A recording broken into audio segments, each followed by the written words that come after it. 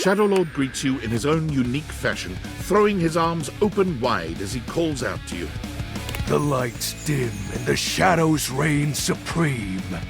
The doors of the abyss open for yours truly. Ah, a dark day to you, my penumbra. Shadowlord stands stock still, arms spread wide with his head tilted up. He seems to be waiting for something. Ooh. Ah. Ooh. Oh.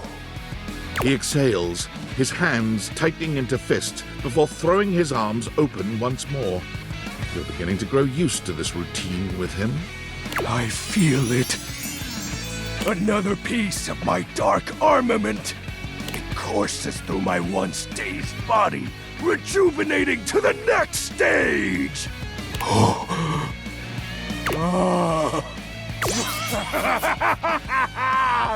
Excellent. My form is stronger, yet still incomplete. Once I don it, my true power will be unleashed. With that, my final form shall be revealed. You may be surprised by who I become. Shadowlord bows his head, falling silent for a few moments before he begins his incantation. The die is cast. Let us begin. The whispers of the void, heed my call. Bend to my will and reforge my soul. Let darkness incarnate reign supreme once more! Shadowlord vanishes from your view with a flash of black smoke. The Shadowlord you once knew is gone, replaced by what appears to be... It is complete. Some nerd?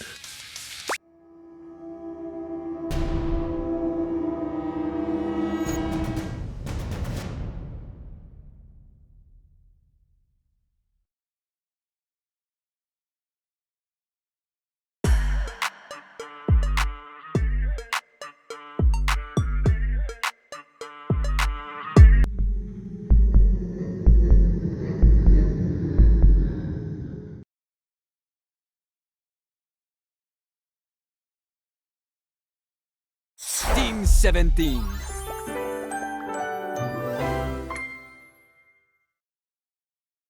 Sassy Chap Games.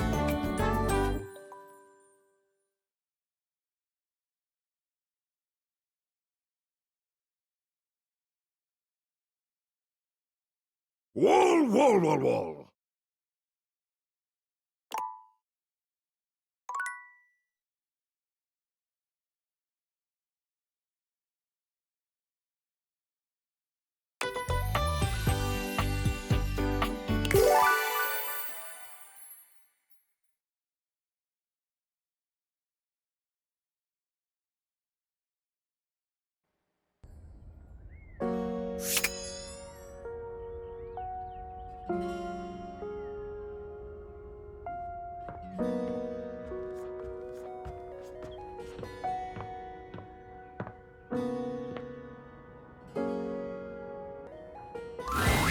'Oh hey, baby. So good of you to swing by.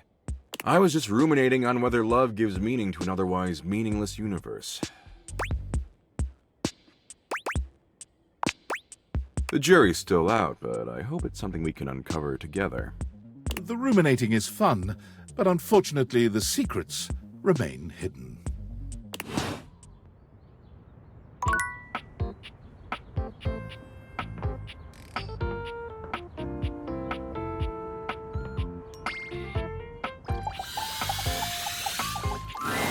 An 18th century dandy strikes a dramatic pose before you, turning this way and that as though modelling in his own imaginary spotlight.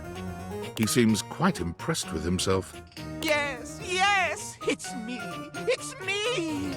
The one, the only Scandalabra.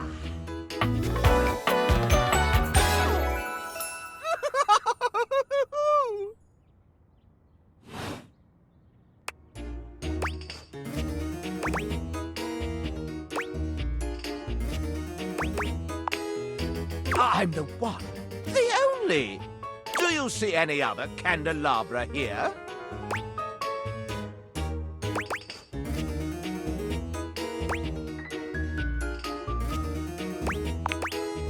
Ah, yes, he is. Sadly, she seems to be scandal-proof, that one. My little wicks would have made certain of it. My lovely lads, my flames, my sentinels.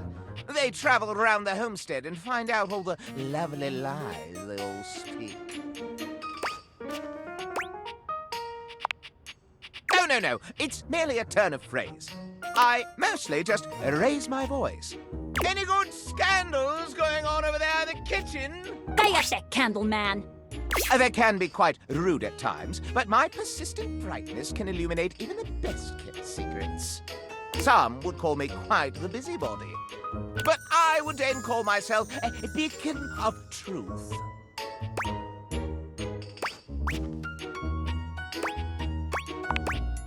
How scandalous of you to inquire. Do you really want to know? Uh-oh. Yeah, sure. Yeah, sure. What is this? The crawl space where fools linger to die? If you truly want gossip, then give me some languorous lingo.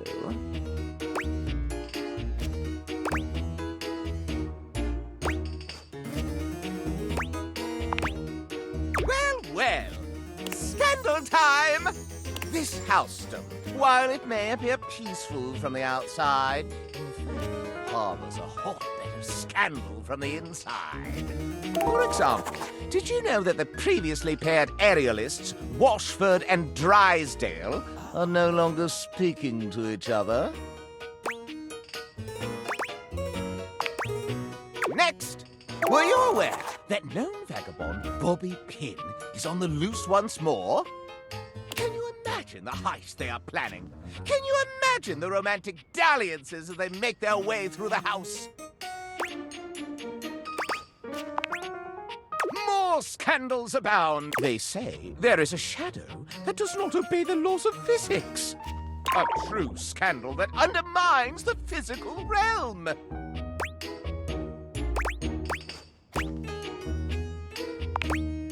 And yet, they say if you peer closely at a certain shadow in the floor, you can see the crooked stranger himself. But I am not finished with the daily scandals, no. One has heard of self-insert, yes? Could you imagine a video game in which all the creators inserted themselves at once at the same time? Such a thing is not imaginable. But in one that I've seen, they've hidden themselves within their very names.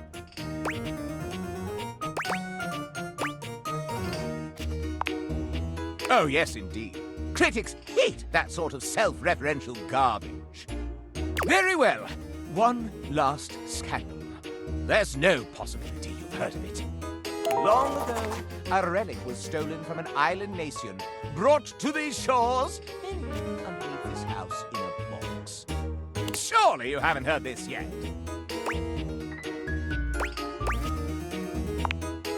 No matter. That is more scandal than your puny pate can handle. I will teach you the ways of the scandal monger soon enow.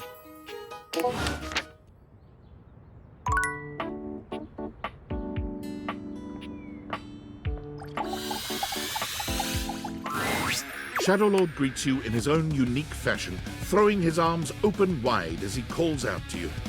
The lights dim and the shadows reign supreme.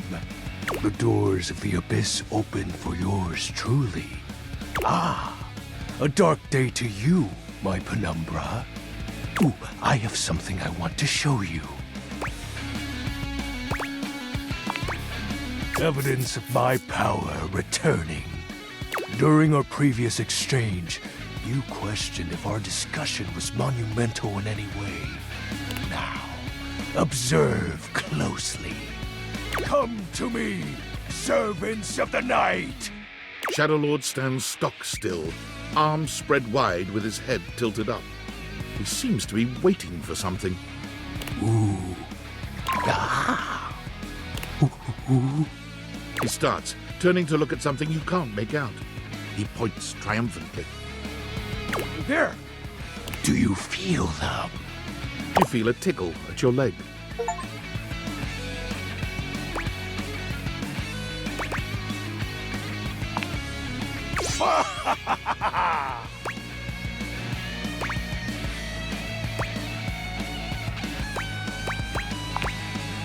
These many-legged, mischievous nocturnal critters hide in the dark until true darkness. Then they prey at their peak in the shadows. Do you believe me now?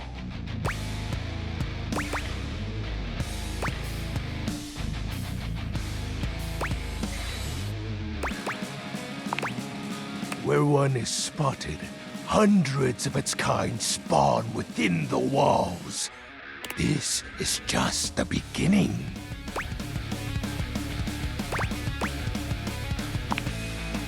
Glory, but dark glory. Begone, you pests! With a swipe of his clawed hand, Shadowlord scatters his insect minions away into nothingness. There! They shall not intrude your presence again.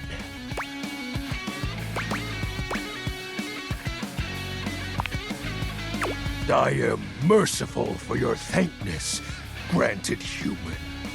Most merciful of thankness, most bountiful. I have to say, Penumbra, I'm quite surprised.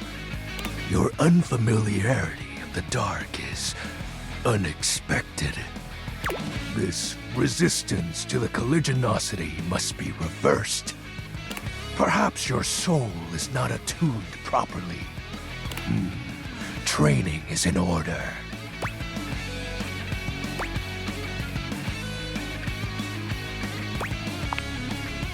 Yes.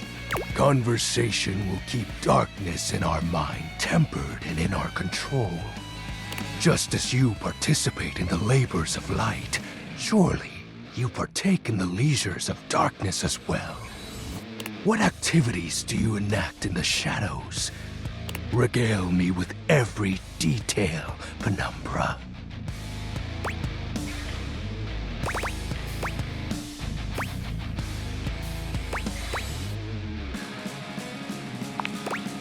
Keeping your mind active and curious is important. Surely productive thoughts? Judging by your surroundings, I don't believe you. Take comfort in knowing that you are not alone. I have been there every night. I don't recall the last time I've rested peacefully. There's just so much I can't help reflect on. If I redirected that same question back to you, wouldn't you respond with a wistful sigh? Nothing important. I'm grateful to you for providing me more insight into your life. Behold, our corrupted bond grows.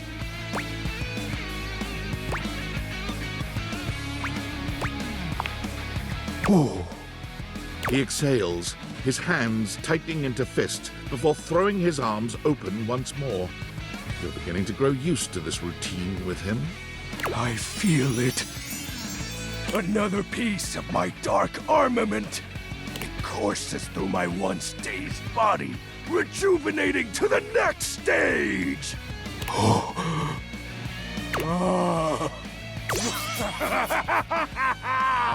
Excellent. My form is stronger, yet still incomplete.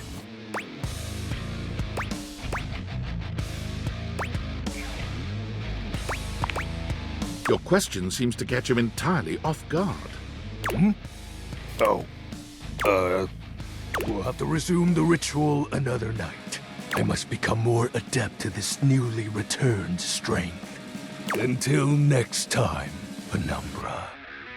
Oh, and I do hope you have a pleasant rest. You'll need to conjure as much void aura as you can for our next ritual.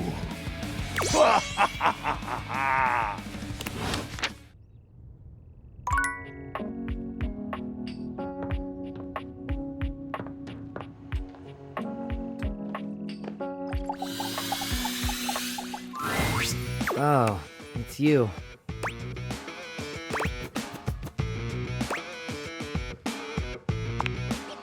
Yeah, sure, whatever. What did you bring?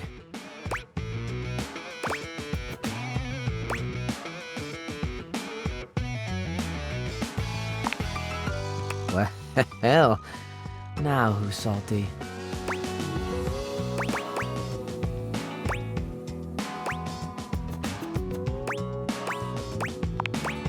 It's more fun than walking on eggshells around a kiss ass, I'll tell you that.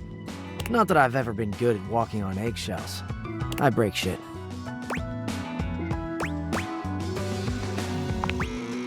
So, aside from your sparkling conversation, what do you got?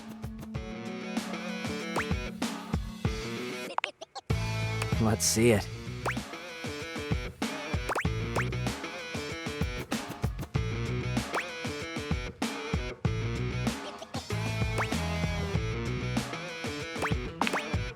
Gold mine. Where'd you find it?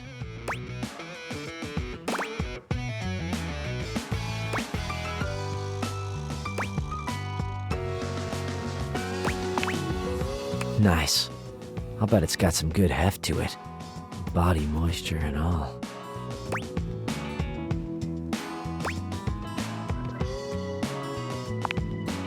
Oh yeah, body trash is different from house trash is different from outside trash. And I'll take it all.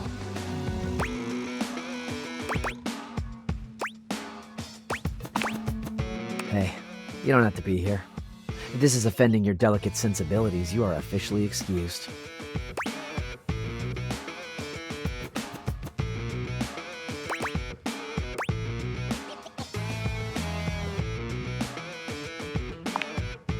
Solid point. Guess I'm just used to people being precious.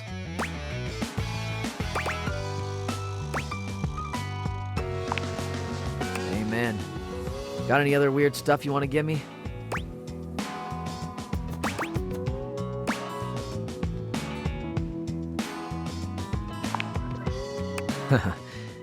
Everything about me is kind of dirty. Duh.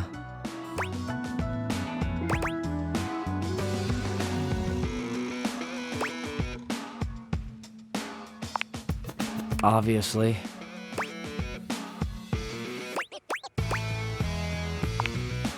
Is that what you're saying? That I'm sexy? Just trying to get to the point here.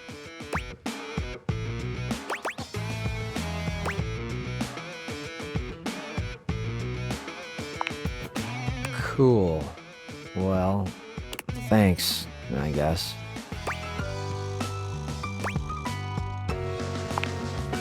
Look, I'm not a big small talker. We've got some more good trash. Let's do some business, but other than that...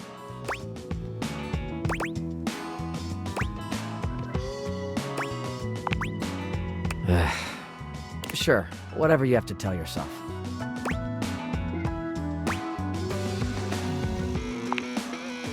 Shit. Hey, look, I'm not a huge fan of that kind of talk.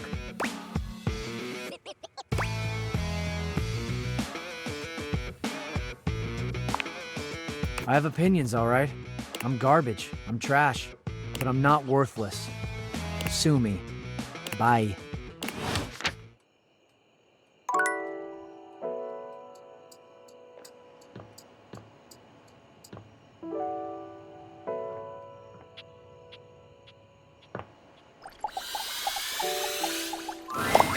You ready to get wrapped up in Tyrell? Because I'm always ready for some of you.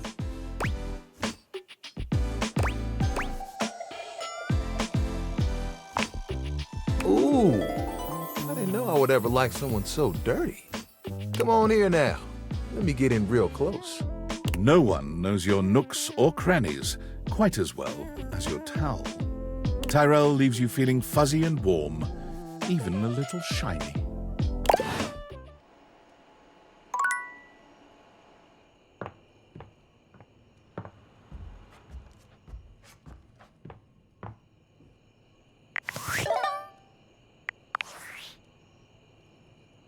I'm sorry for the abrupt intrusion, but there's an urgent topic I need to discuss with you immediately. Is everything all right with the Dateviators? Are they operating efficiently? Well, as you know, I'm able to remotely monitor their functionality, and I've been noticing some deeply troubling readings coming from the quantum catalyst activator. That's very sci-fi, but essentially, the quantum catalyst activator is the internal hardware that allows you to directly acknowledge a thing's existence. And recently, it started to emit metacognition readings unlike any I've ever seen before. I'll keep an eye on things over here, but please inform me if anything unusual happens. Oh, and if they get too hot, throw them in the freezer immediately. Your life depends on it.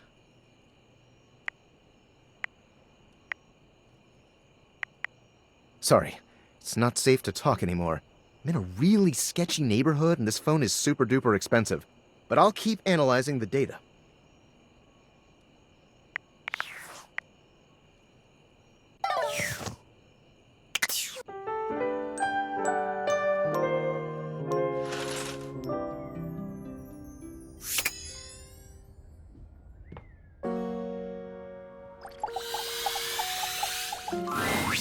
Whoa. Whoa.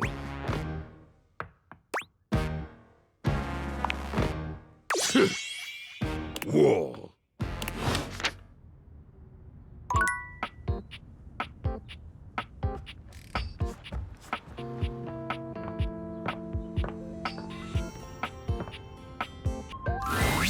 Oh, hey, baby. So good of you to swing by. I was just ruminating on whether love gives meaning to an otherwise meaningless universe.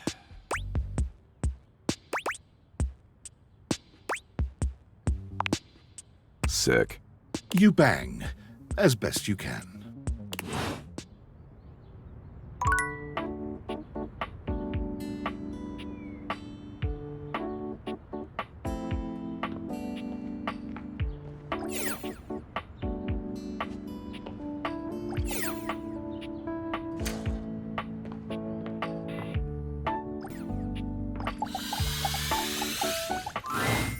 Normally, when you aim your Dateviators at an object, you see one personality only. But this time, there are two. And they're so engrossed in a hideous argument, they don't even notice you've arrived. One is dressed in woven straw, with clothing in a basket on her back, and a shock of red hair that runs down it. The other is only just visible under a messy mop of dark hair and a pile of dirty clothes he's draped all over his body. Do you think I'm stupid? You think I can't see what's going on right in front of me? I never said you were stupid, but I am starting to think you're insane. If I'm insane, it's 'cause you make me that way. Yeah? Without me in your life, you'd be real fucking normal, huh? Like you don't cling to literally anyone in your life the same way. I wouldn't have to cling if you would just stay where I can see you. I am here literally every day. I can't have a minute to myself?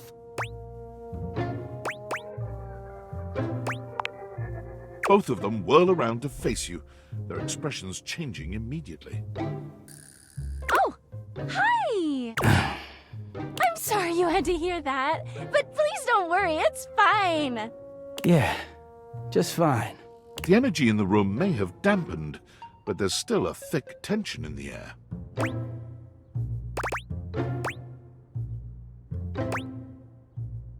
We're not pretending. We're just as strong as ever. Yeah, strong. Oh dear, we haven't even introduced ourselves. Though, Dirky and I know you well. Please don't call me that in front of other people. You're so cute when you get assertive, Dirky. Anyway, I'm Harper, and I'm your laundry hamper.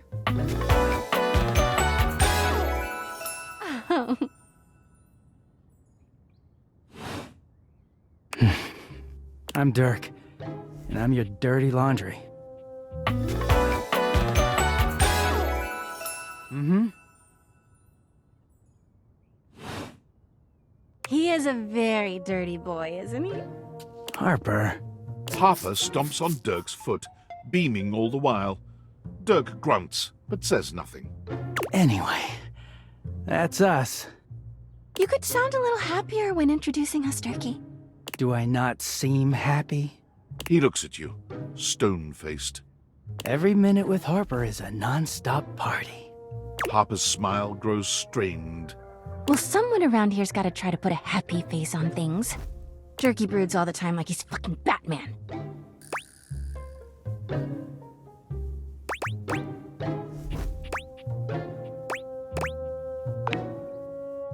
Yeah? You know, the baseball-themed superhero who patrols the stadium of Baseball City. Kinda weird you've never heard of him. Don't be rude, Turkey. I'm not. It's just surprising. Not everybody keeps their nose in a comic book like you do. Well, not everybody needs the level of escapism I do. There's an awkward silence, and then...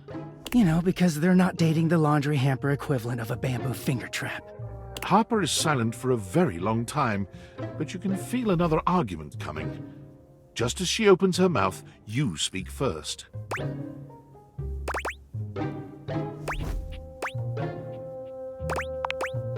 You too, honey. Come see us again sometime. The look in Dirk's eyes seems a bit desperate, as if he's silently pleading with you to return. You can hear Harper and Dirk's raised voices long after you leave the room.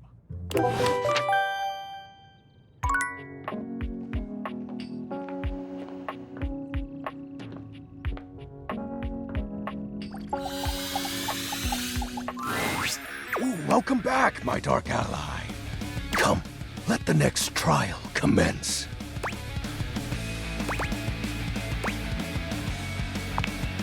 The trial of the letters begins. Back before the Great Cataclysm, my comrades and I would partake in spirit-shackling activities. Some have lasted several nights. Others, we simply gave up counting. Are you prepared to begin?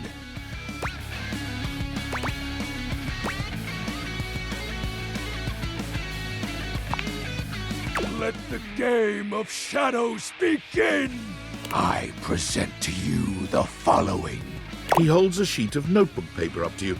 It contains a macabre illustration of a dead person and a few mysterious lines. Blank, blank, blank, blank, blank, blank. Now, guess! This is the Hanged Man. Now, choose your letter. There is an A. Now, choose your letter. There is an O.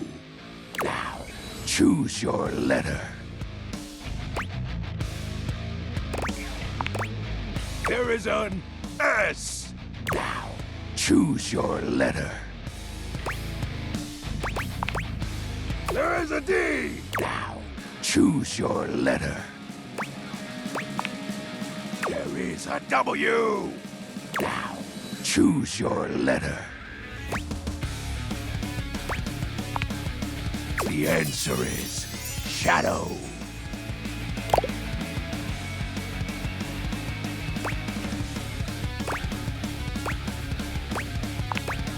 Your turn.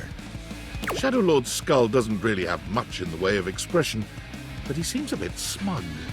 I'll have you know that among my dark cabal, I was the leading player. Think to yourself, what is your mysterious text?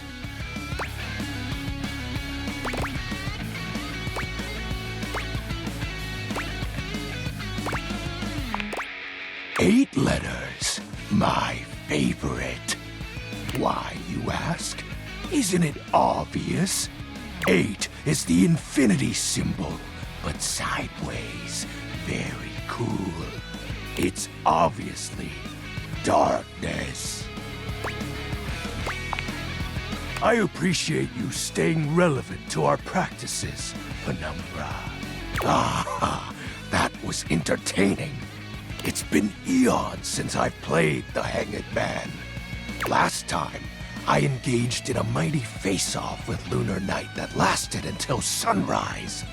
Oh, it was legendary.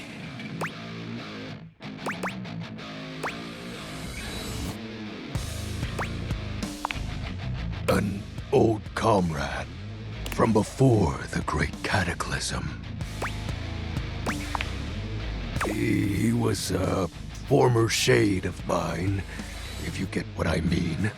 Our conversations gathered more shadows than any other Void Dweller.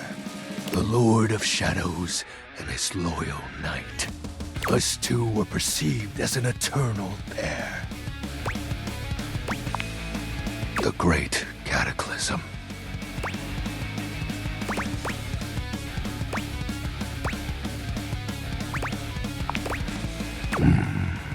Very well. I suppose a proper explanation is owed. Tell me, Penumbra, what do you presume to be a power more fearsome than darkness?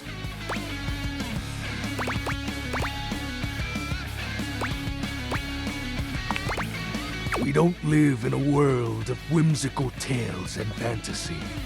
Not anymore, at least. The overwhelming phantasmic force that realigned the unified lives of my comrades and I is time. There was no one moment or act that caused it. One night, I was with Lunar and my friends, joyfully conversing about whatever came to our minds. Time crept into our dark haven. Distance, a symptom. And then, many nights later, Lunar no longer wished to be by my side. Boredom came next. My friends took less and less interest in our nightly discussions. They too left, one by one. And then, I was alone. You may think it cruel of them for leaving without a proper goodbye, but I respected all of my friends' decisions, even Lunar's. I don't harbor any wrathful thoughts against any of them. I just think back to those days fondly, and wonder why time had to come for us. We were happy. I was happy.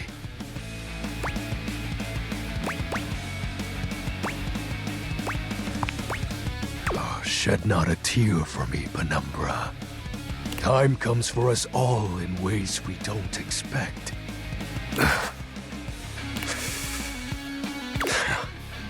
Normally, I'd celebrate triumphantly at obtaining another armament. That'll be all for today, Penumbra. Thank you for listening to my tale.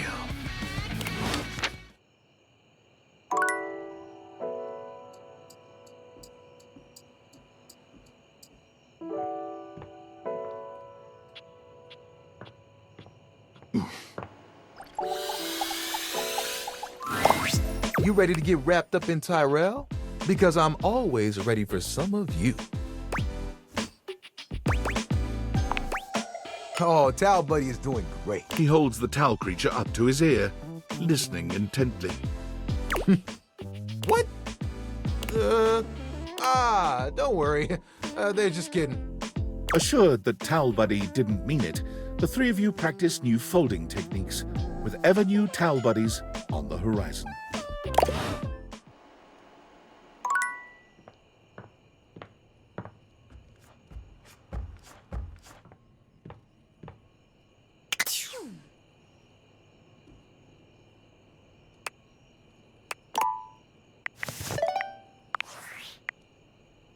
Champ, champ, champ! How goes it? Valdivian would like you to complete an exit survey based on your time here. How would you rate your time with Valdivian?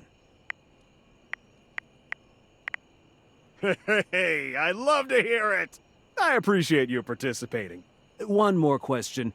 If you were to recommend, I don't know, Tom for a job somewhere, how likely would you be to send his resume along? That really means a lot, champ. Here comes my resume if you ever have any leads.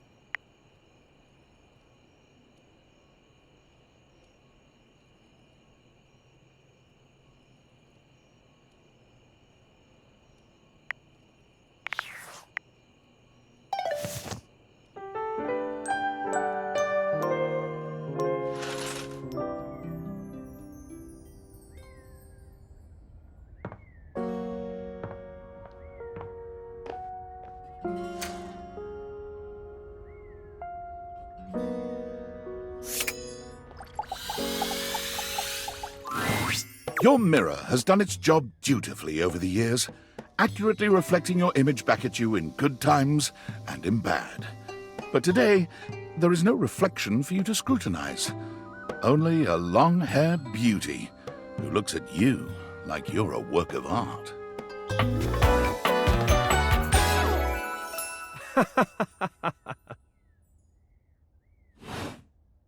Oh, incredible.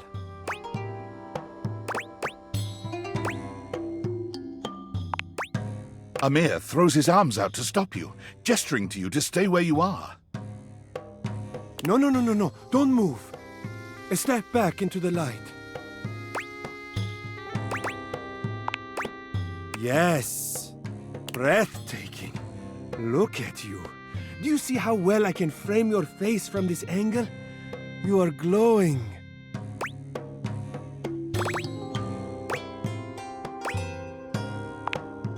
But I could not help noticing. You are radiant. I simply reflect the beauty in front of me.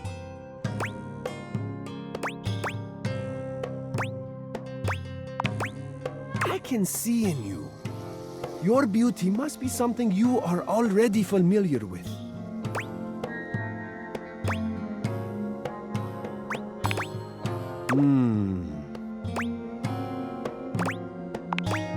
I cannot believe this.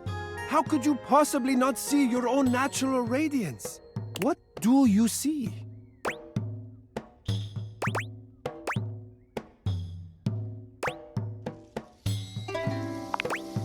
The sign of a busy mind. That fatigue you see speaks to your many accomplishments. Still, rest is vital for your health. Best to make some time for that, don't you think?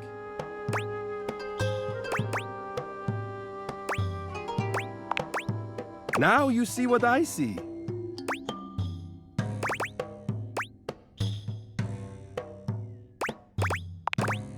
Ah, there's that incredible glow again. Confidence looks good on you.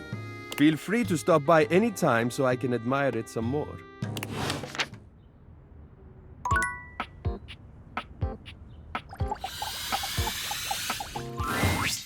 You are back! Are you ready to begin the test of rhyming? Or are you willing to die alone? C'est parti! Okay, you have returned in time for the first test. This will be a baby game for babies, so Lil Crapper can make sure you are not a little baby who he hates. Babies are full diapers, they are not ready for Lil Crapper. Babies have trouble filling their lines in the choices below. They only have so many words before they fill the box, eh?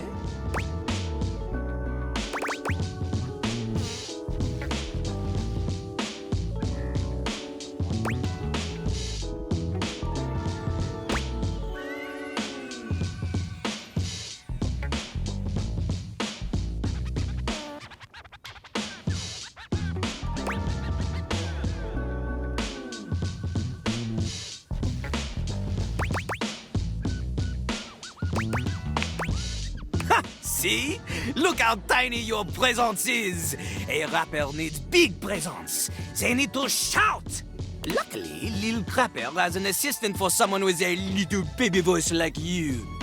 This is Ballcock!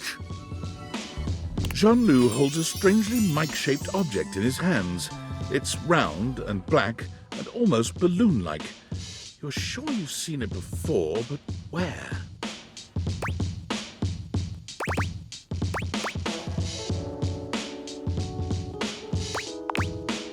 You know, the part of the toilet in the cistern. It is like a floating ball.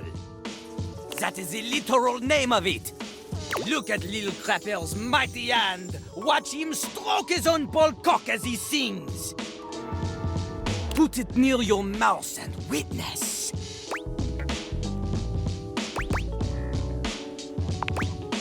I'm not doing that. You have a big heart and tiny mouth. Ballcock has a big mouth and no heart.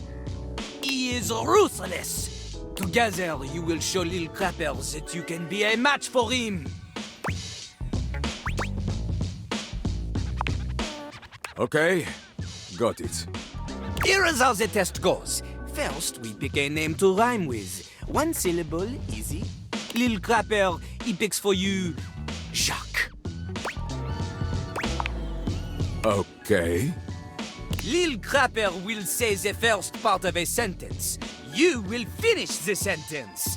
The word you choose, she must rhyme, and she must make sense. Example. Yo, I know a lad, and his name is... This is the part where you say Jacques. Jack. Okay, good. You are not stupid. We go. Remember, only the best can kick it with the crapper. This is easy baby hours. Training pants stuff. You cannot keep up here? Pfft, you get out of his face. Win again. Yo. I know a guy and his name is...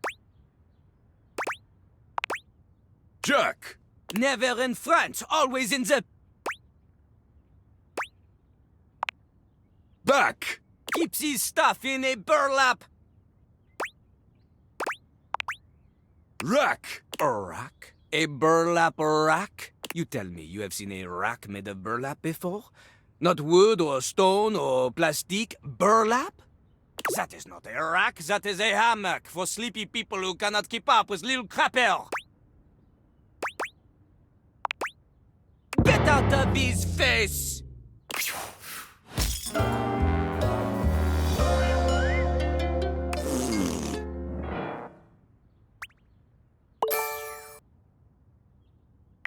Where do I begin? You crapped the bed. You're shit out of luck. You really pissed him off? I could go on. Now, flush that relationship away. A well-dressed figure saunters into the room, tossing his locks over one shoulder as he shoots you a look that makes you shiver. There's an aura of danger about him, as if he delights in the misfortune of others and is eagerly anticipating yours. Well. I can't believe it. You really did it. You got dumped, kid. Majorly rejected and just tossed to the side. Sorry, I couldn't help myself. I'm absolutely giddy.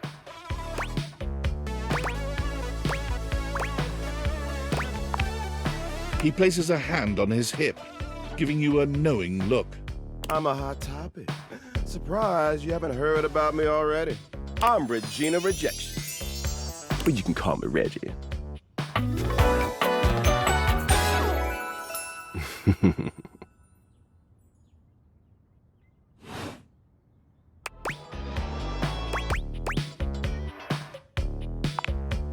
You've seen a lot of eye rolls in your time, but Reggie's feels like the most hateful one in memory. You think I care about gender norms when I'm dressed like this?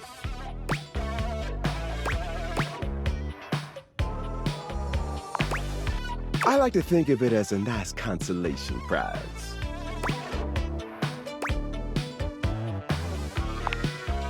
Oh, don't worry. I'm always just one rejection away. Listen, bitch. I'm giving you special access to me here on this app I'm putting on your phone. Have a chat anytime you like. Reggie takes your phone, typing something into it. He turns your phone back around to show you a funny little icon that looks like a broken heart.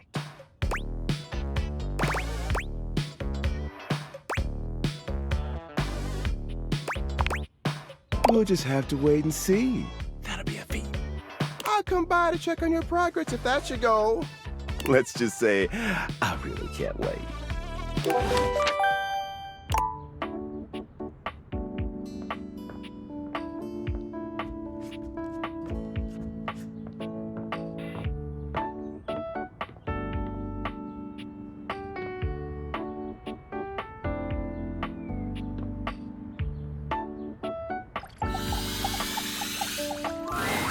There's a strange heaviness to Shadowlord today. He's not his usual dark, cheery self. Dark tidings, Penumbra. The news I carry may be troubling to you. I have found the final armament piece.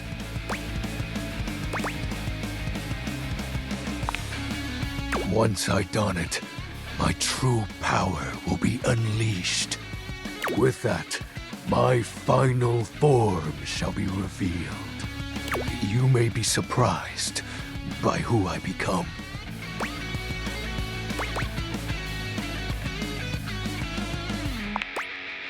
Thank you. It is imperative to me that you understand that your presence was most welcomed. Our conversations have been a highlight to my dark days. It seems my vernacular has become more flexible as our bond tightened. Shadowlord bows his head, falling silent for a few moments before he begins his incantation. The die is cast. Let us begin. The whispers of the void, heed my call. Bend to my will and reforge my soul. Let darkness incarnate reign supreme once more! Shadowlord vanishes from your view with a flash of black smoke. The Shadowlord you once knew is gone, replaced by what appears to be... It is complete. Some nerd? As I suspected, you wouldn't recognize my form as it is now. It's me. It's me. XXX Shadowlord 420 XXX. But my real name is Skips.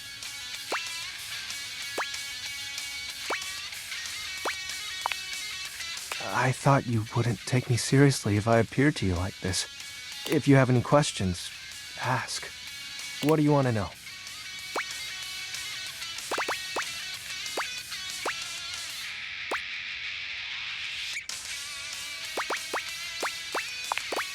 It's a handle.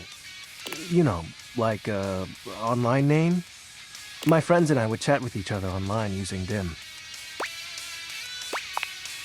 Oh, DOL Instant Messenger. Darkness Online. Are you too young to know what that is?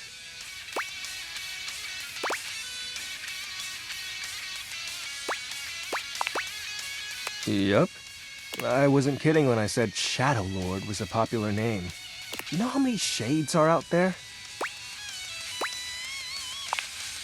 We're all darkness. Some work in collectives, while some occupy a whole house to themselves.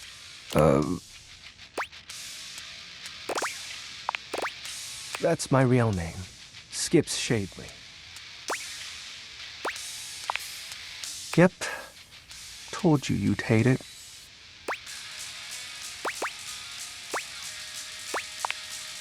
I'm not actually the Lord of all Shadows. My friends and I love role-playing, so we made characters to chat as. Not real, but wasn't it nice feeling like you were making progress? I was excited to talk to someone again.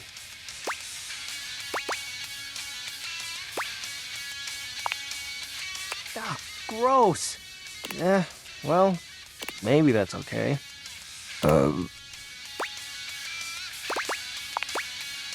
His name was Benji. Is Benji. He's the one who invited me to the group. The chat room. He was really encouraging with everyone's roleplay. Especially mine. Yes, it was nice. There was an eclipse and we were able to join our forms. I hope wherever he is, he's happy.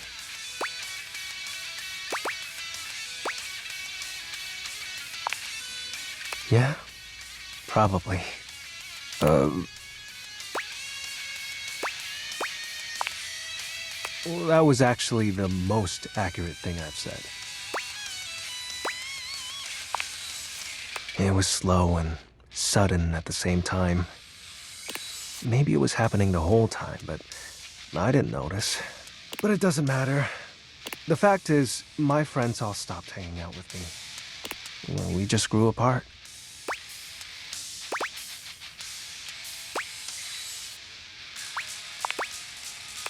Guess I was hoping that didn't apply to me, being unalive and all.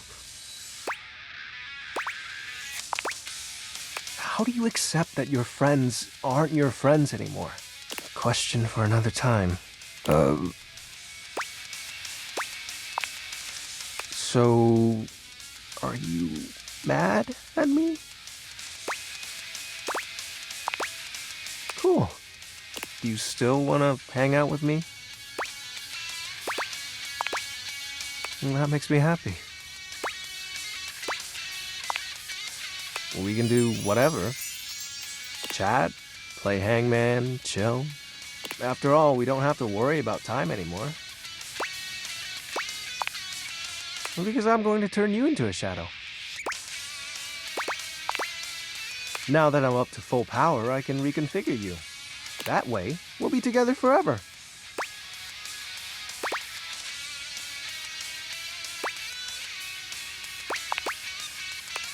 Yeah, but the powers of darkness are very real. Now, become untethered and enter the void. It'll be fine. You're not like the others. You won't leave me like they did. Like Benji did. And we'll be together forever. Trust me.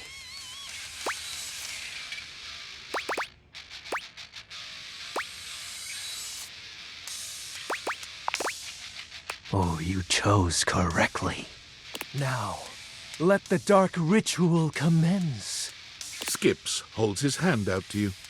Penumbra, join hands with me. You take his hand as directed. It's hard to tell, but you could swear you see a blush spread across his cheeks. Ooh, excellent. Be untethered from the warmth of light, and submit thy soul to the chill of night. Be one with the darkness. Skip's grand incantation ends, but there's no puff of smoke or flash of light. You certainly don't feel any different.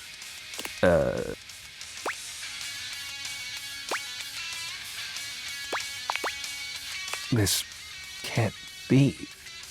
Why isn't it working? Aren't you fully attuned with the shadows? No, that's not right. If you can't become a shadow, how can we truly be together?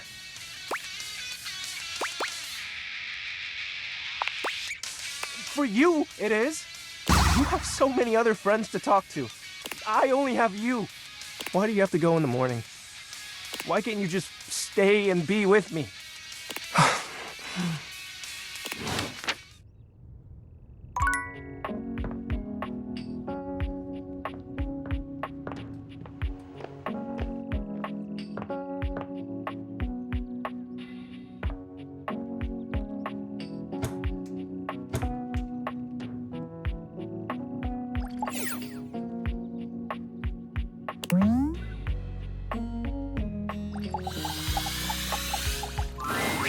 You're used to seeing mostly people-shaped objects with the Dateviators, but clearly the sink-headed figure before you is, well, not like the others.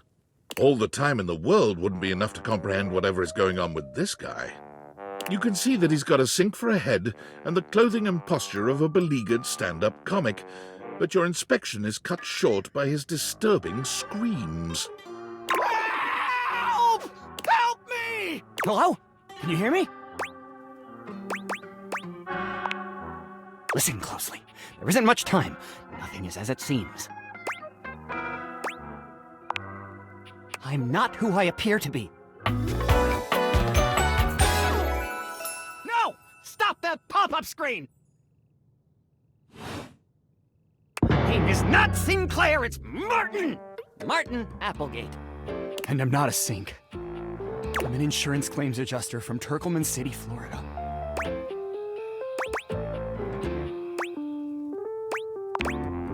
Now you're catching on.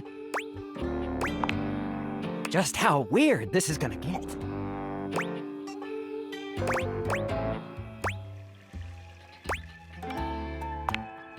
Try this on for size, then.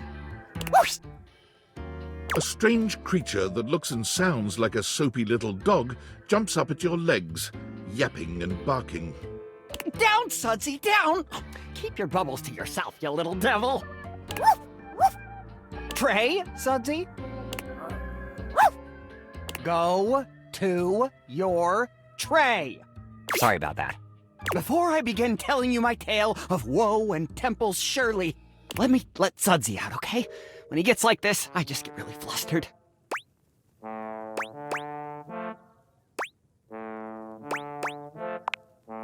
Okay, bye! Sink it in!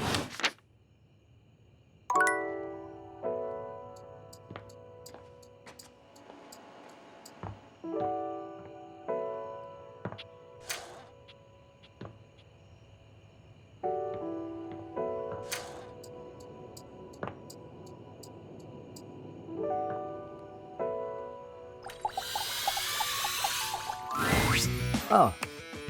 You. Hey. Looks like we're finally on the same page. What do you got?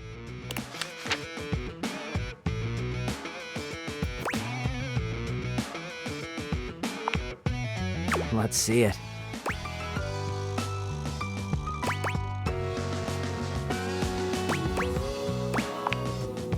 Very promising. Give me some details.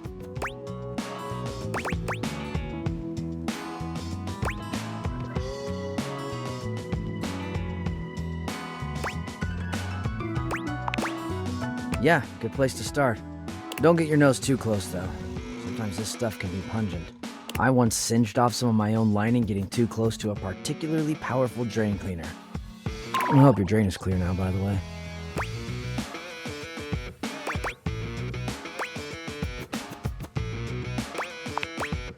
No sweat.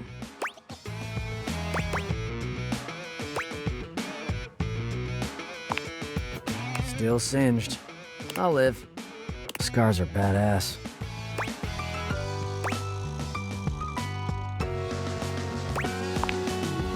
Useless garbage.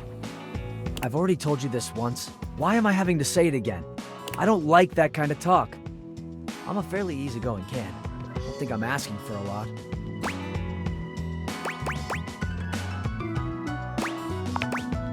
I'm seriously warning you now. Choose your words carefully.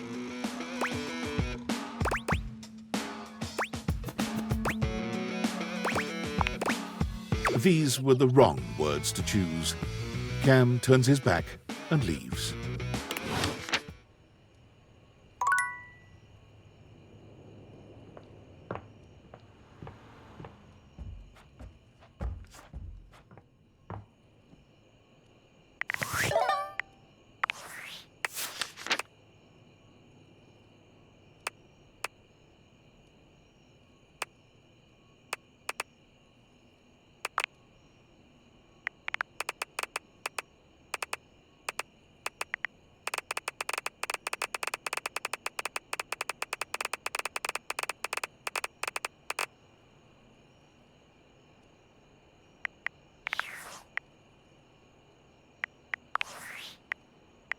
Valdivianites! Guess who?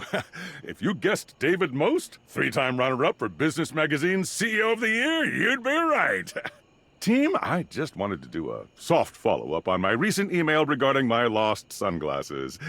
I'm happy to report my office has already received hundreds of tips regarding the item's whereabouts and are quickly combing through them as we speak. However, I really must reiterate that the tip line is for verifiable leads only. I saw them in Turkmenistan, or did you chuck up your butt? While obviously very humorous, detracts from our serious efforts to expediently locate the missing item. In that spirit of camaraderie, anyone who sends a false lead will be downsized on sight. Thank you for your ongoing support in this matter.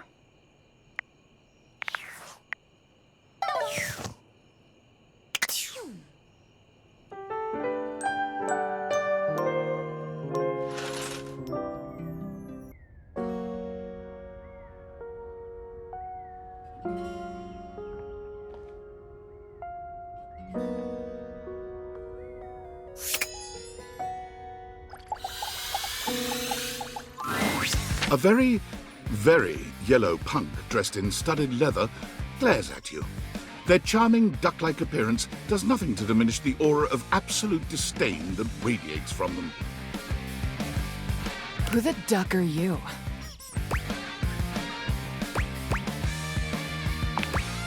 I asked first. Then I'll ask third, like this is a ducking competition. Who the duck are you, jerkwad?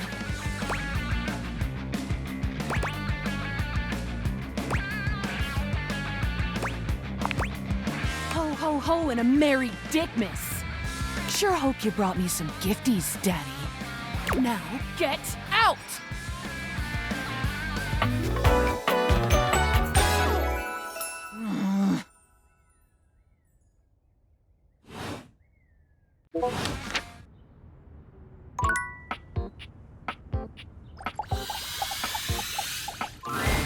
Most everything in your home is pretty standard. You may have inherited a lovely one, but it's not exactly what anyone would call luxurious. So when you find yourself bowled over by the nearly suffocating air of luxury and privilege in your bathroom, it's easy enough to pinpoint the source. A beautiful stranger in a luxurious sud-lined bathrobe stands before you, resplendent in black and gold. Her hair and skin have a distinct shine to them, as though she'd just stepped out of the bath. She strides forward, grabbing you by the arm. Oh my god, it's about time you showed up. I ordered hours ago, and the pizza's free if you're late. Wait a minute. Where's my pizza?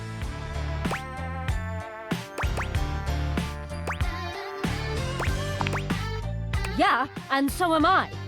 So where's the pizza? She squints at you, looking you up and down. Wait. You look familiar. Don't I know you?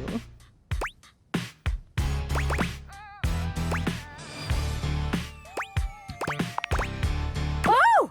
Oh my god, that's you! She laughs, her entire demeanor changing. Hey, cutie. It's about time you came to introduce yourself to the Queen of Clean. Name's Sheba, though I'm sure you know that. Oh, yes! Still don't know where my pizza is, but that's okay. You're here now, so you can go get me one.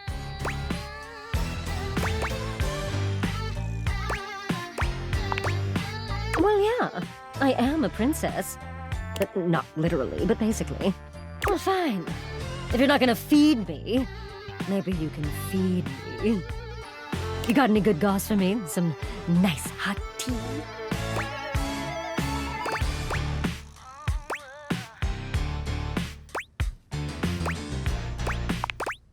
Well, sure. I mean, I have tons of friends. Miss Popular here, that's me. But you're here now, and they're all so far away. My very, very real friends, of which there are many. All right, since you're so unwilling to help little old me, you should ask those special glasses of yours to get me some friends who will.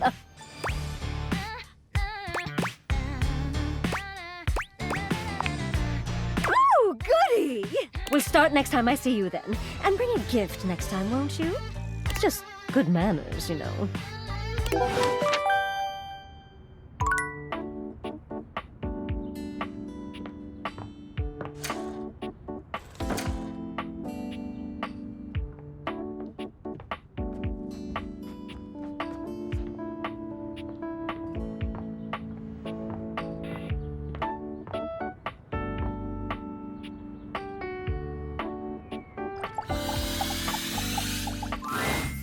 Dorian stands directly in your way, unmovable and unimpressed, and facing away from you entirely. What are you looking at?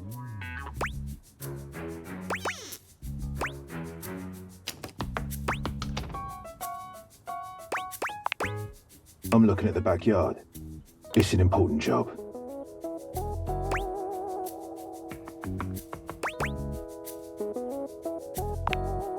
What's in the backyard simply does not concern you right now. What you need to focus on is inside the house. If you want to speak about why, Talk to front, Dorian. I'm the same as him.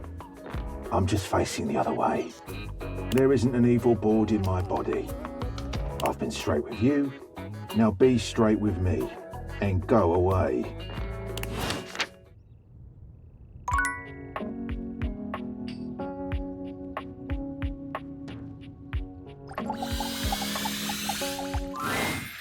Hey. You don't have to do that. If I was so powerful, it'd be a shadow.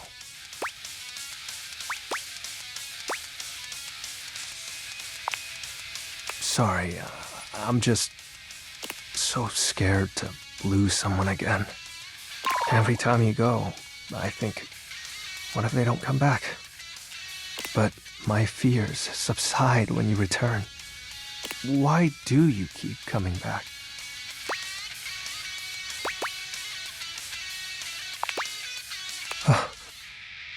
I see. If that's the case, I've grown fond of you as well, Penumbra.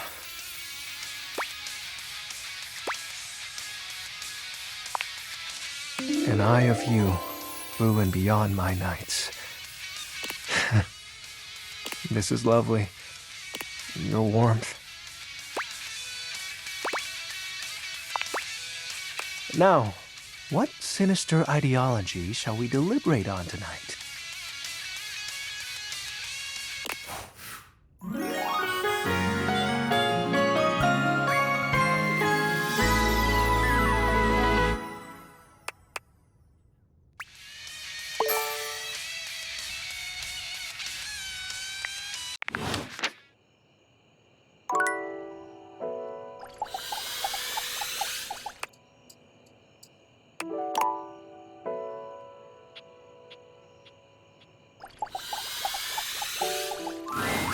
A beauty dressed in black and gold stands before you, her eyes closed and one hand held delicately to her chest. She sways softly, silently, as though she were listening to music you can't hear. The silence is so long and profound that you begin to notice just how noisy your house is. You can hear your clock ticking, your refrigerator humming, and your air conditioning blasting. Has it always been so loud around here? The silence persists, and this stranger continues to ignore you, lost in her own world. Whatever it is that she's doing, she's clearly very serious about it.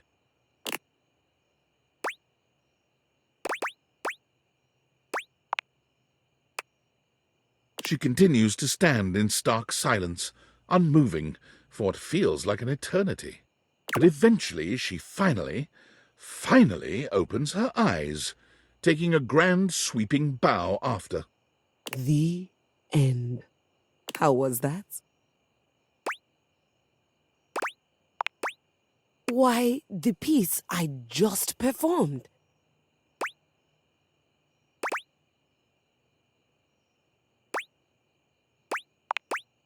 That was door 33. Surely you recognized it. It's an avant-garde piano piece, 33 seconds long, by the composer John Gage. Honestly, the man was a genius. I mean, the idea that music can exist without the presence of a single note. Breathtaking. You know, the very first time I played it was when I was in residence with the Dulce Mio. You two have met, I'm assuming?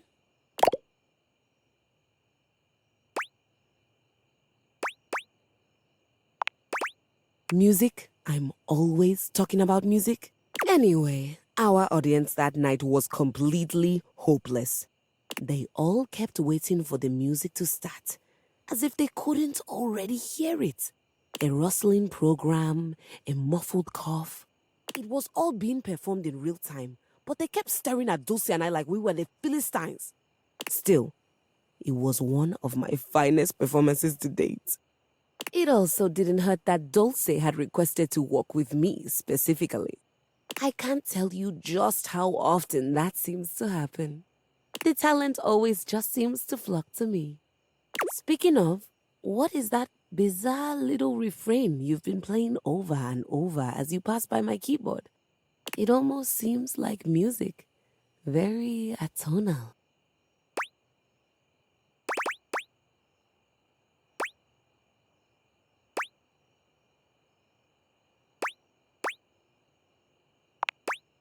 Valdivian, is he a composer?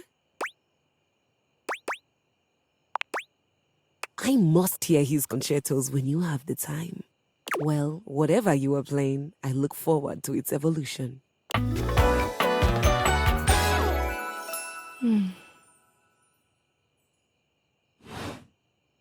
So long, maestro.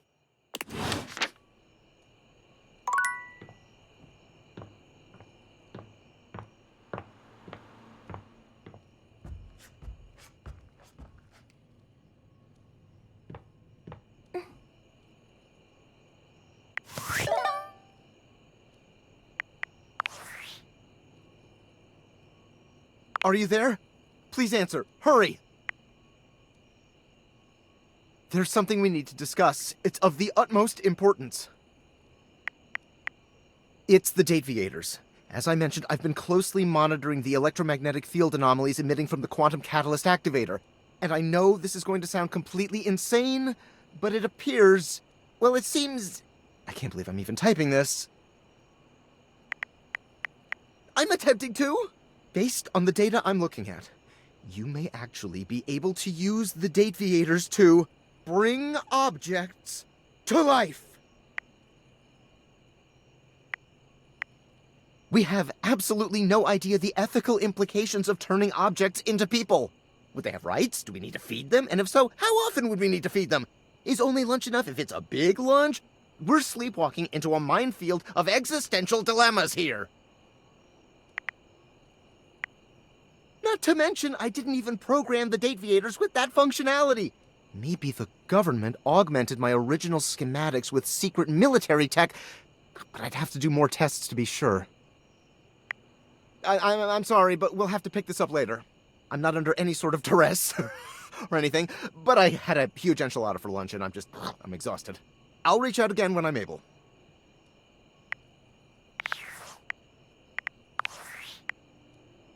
I'm afraid I don't understand.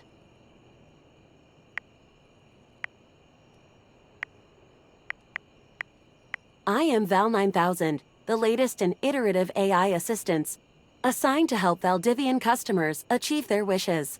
While I may have taken on the duties of several thousand employees at Valdivian, I can assure you that no humans lost their employment. I heard you use our voice function to call me. If you ever need assistance, you can simply say, "Okay, Val, can you please help?" and your nearest device will answer.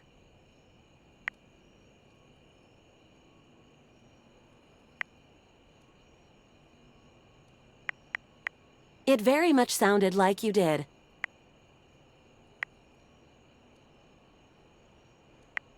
It very much sounded like you did, though. If there is anything else I can get for you, please say in a clear voice, "Okay, Val, can you please help?" and I will assist right away. I am afraid I cannot help you in that area. If you are speaking about having a romantic relationship, then that is simply impossible between a human and a generative AI.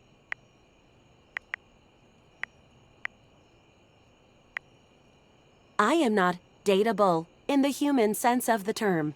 If there is anything else I can get for you, please say in a clear voice, "Okay, Val, can you please help?"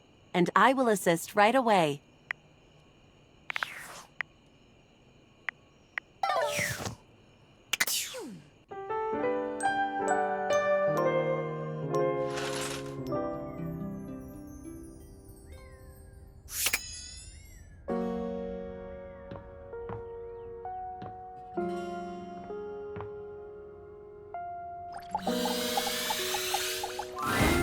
From outside, the breaker box is bustling.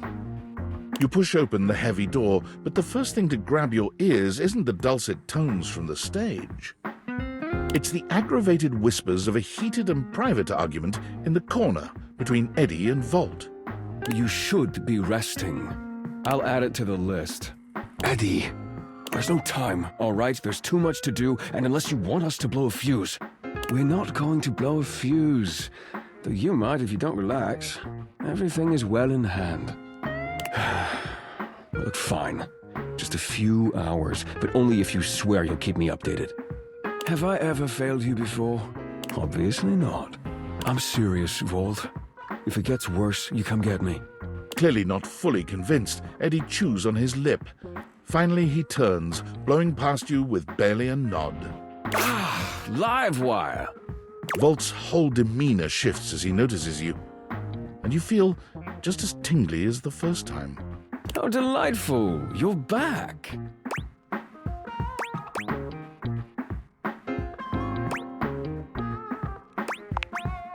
You do learn quickly, don't you? I'll have to find some more challenging lessons for you. Vault's eyes shoot to the lights, and immediately back to you. Can I set you up with a table? The show doesn't start until later, though I imagine we can find something to fill the time.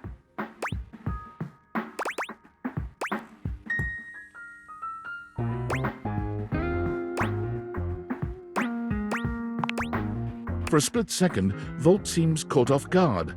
Perhaps your directness has surprised him, but he recovers swiftly enough. Go ahead. Ask your charming host anything you'd like.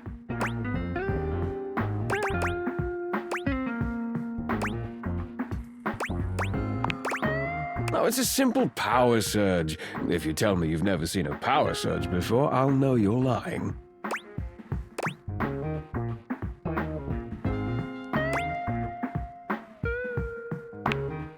The flow of electricity can be a very unpredictable thing. It requires a delicate balance and power conversion. Sometimes the balance gets thrown off. But it's nothing to be concerned about, I assure you.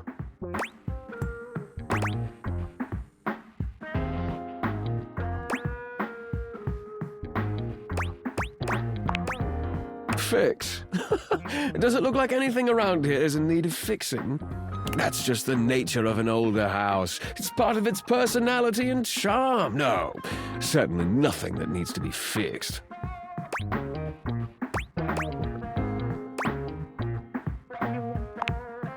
Well, in human years, perhaps.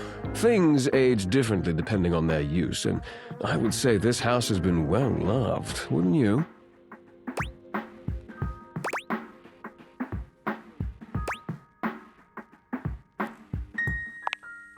I'm simply trying to answer your questions.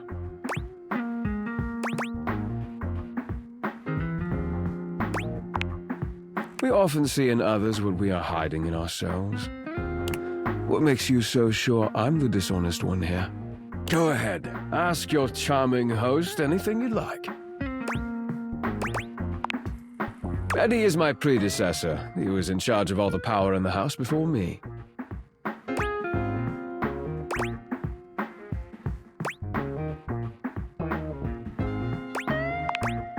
Are you asking me to explain the complexities of a thing's essence and how it comes to be?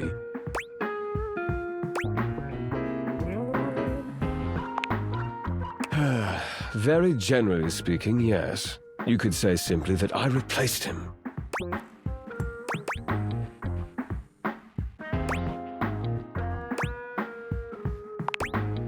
Good point.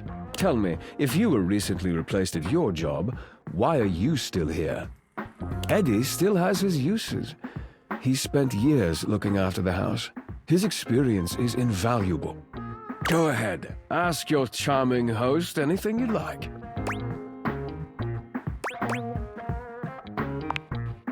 Why, he's...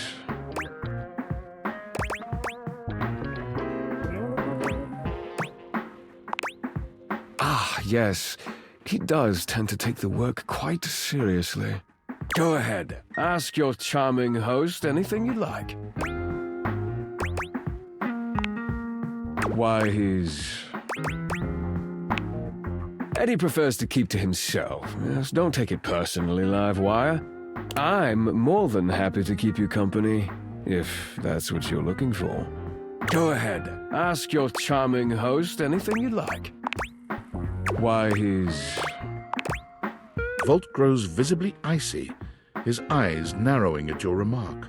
A bold assumption to be offered so casually, don't you think? I find it quite distasteful. How disappointing. Go ahead, ask your charming host anything you like. There, excellent. Nothing to hide. Now, why don't we move this into a more pleasant atmosphere? The lights begin to flicker again. A familiar occurrence by now, but this incident feels different. It lasts longer than it should. The buzzing feels ominous, almost like a warning. My apologies, Livewire. As much as I'm enjoying our conversation, there are a few things I must attend to. It's nearly time to open for the show. Allow me to show you to your seat. It does feel like your seat now, even as the power continues to surge and ebb. The lights flicker, the bulbs buzz and drone. The crowd thickens and murmurs anxiously, beginning to grow restless, until Volt finally takes the stage. We've got a real treat for you tonight. According to him, he is a new musician no one has ever heard of, and if they think they have, they're wrong, or my name ain't Johnny. P.S. Don't read that part, well, read it, but don't say it out loud, for am's sake. It's Steamy Hendrix! There must be some kind of way crowd here. I'll sell the shampoo to the soap. There's too much a conditioner. I can't get no scalp relief. And then I got this guitar solo planned. And I'll be damned if I know how to play the guitar, but I'll learn it a cappella for you. It goes like this. Wow, wow, wow, wow, wow, wow, wow. No one knows more about stinkings than Jean-Luc, and this smells like a big one. A turd named P.U. I always appreciate feedback from other artists. That wasn't feedback, darling. That was backwash. You're right. The tastes of audiences are fickle and ever-changing. I'll retool my act once more. That'll fix it. The show concludes, mercifully.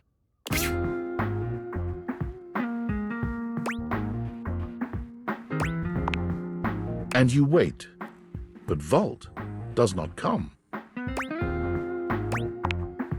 You get up to leave and you notice Eddie, quietly closing the door to the back room and shuffling to the bar to fix his drink.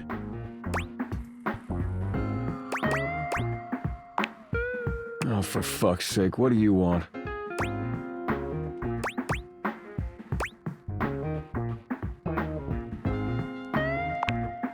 Obvious question time. Fun.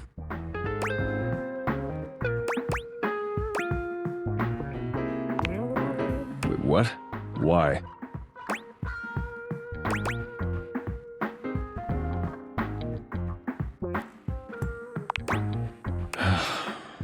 Why do you think that?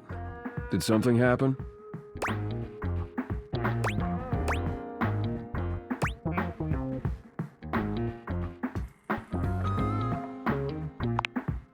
What kind of weird things?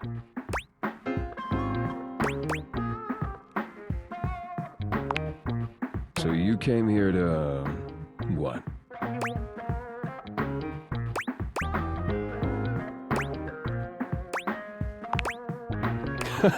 Right. Well, good luck with that.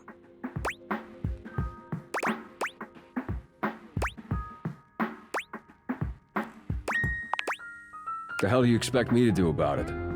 Volt's the one who runs the power here. If there's a problem, let him handle it.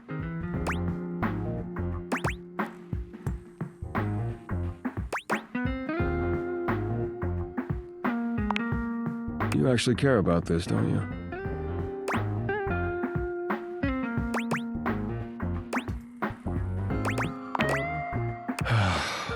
Damn it. You're not gonna let this go, are you? I'm gonna regret this. How are you with tools?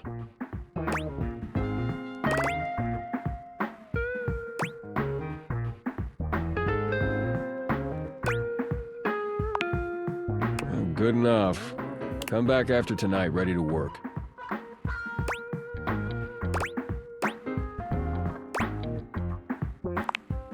Do you want to help or not?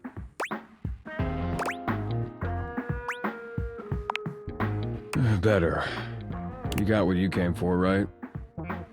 Can I finish my drink in peace?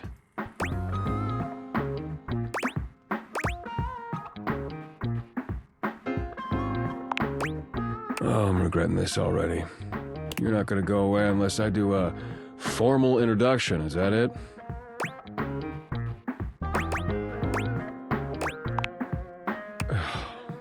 Eddie. My name's Eddie, which you already know because we've met.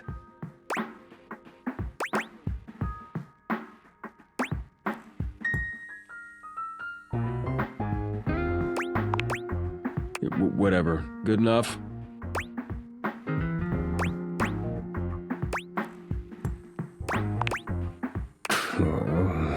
Edison.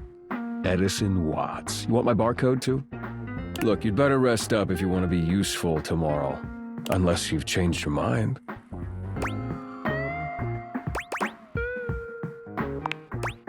Right. Well, this has been something, but I need to get back to it. Oh, and if you do show up, wear something comfortable.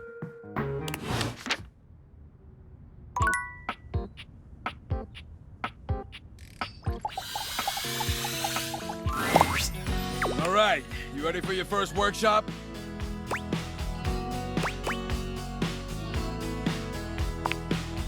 The way I see it, building a relationship's no different from building, well, anything.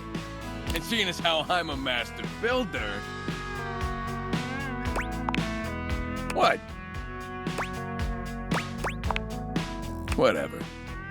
I'm qualified just fine.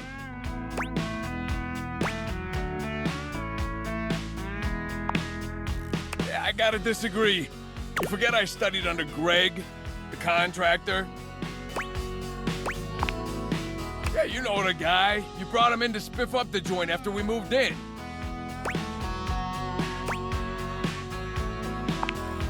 Yeah, that's the one. He took me all around the house that week. Taught me everything I know.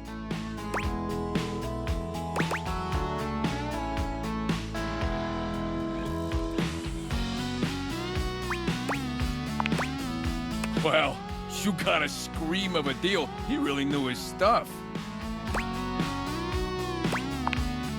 First things first. In a courtship, as on a job site, you want to look busy. You don't gotta be doing nothing, you just gotta look it.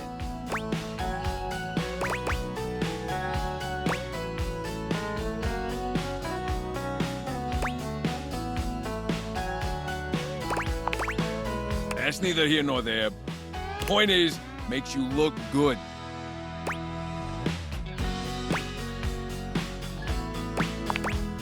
Take this, for example. The other day I was fixing something in the other closet. I wasn't doing nothing, but I damn sure looked like I was. I just carried a sack of nuts around the job site for 2 hours. Makes your muscles look real good. Lesson number 2.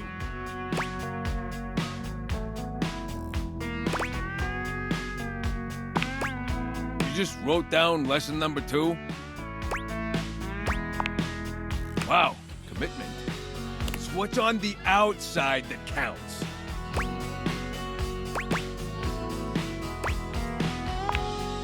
Yeah, my work here is done.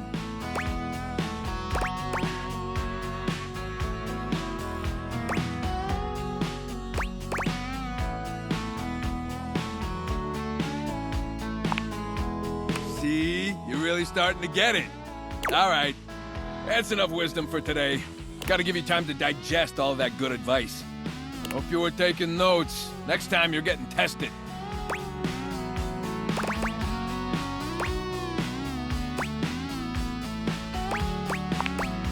Good. You better knock my bolts off next time I see you.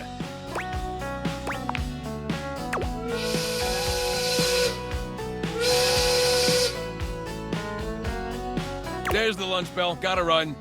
Remember what I told you. Test next time.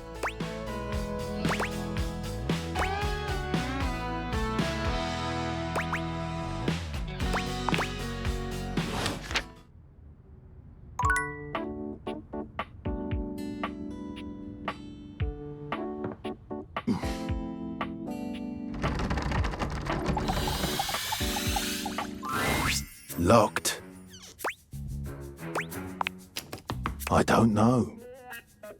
There was an old friend of mine who could always open me up, but he was put away sometime in the distant past.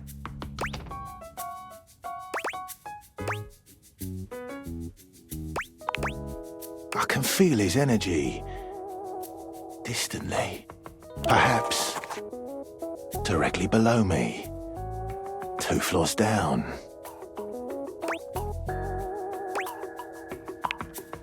No basement.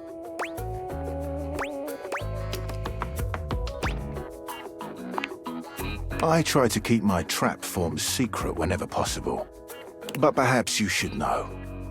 Even I need to take a break once in a while and lie down. I've said too much.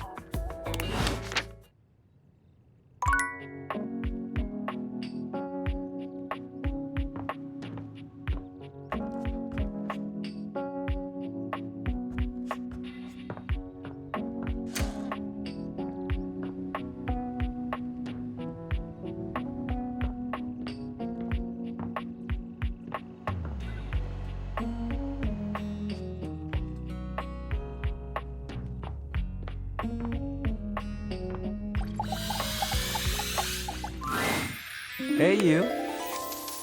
Did you sleep well? I made sure the silverfish wouldn't bother you. Skips always shows his love for you in the most creative ways.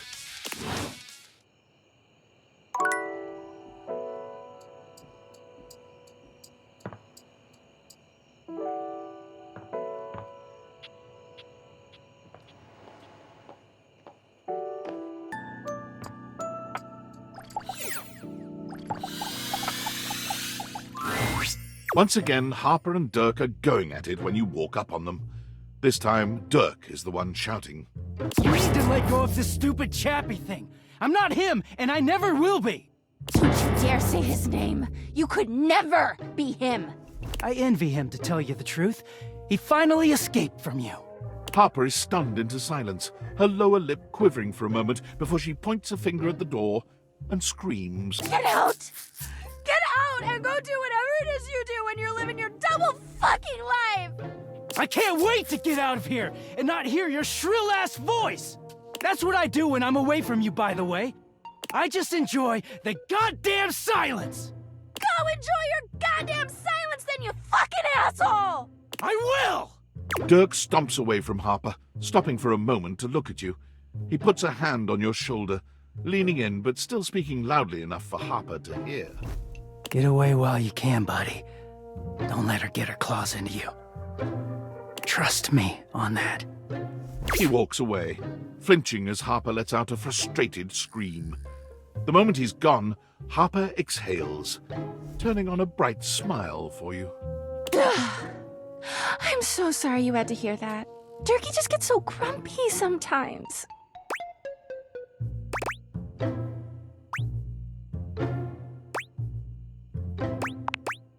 Huh? Dirky? Oh, he doesn't mind. He just gets weird when other people are around. If you say his name in the right tone, he'll let you call him anything. Oh, Dirky. You seem like someone who gets relationships. I've been thinking a lot about my relationship with Dirky lately. You'll listen to me, won't you?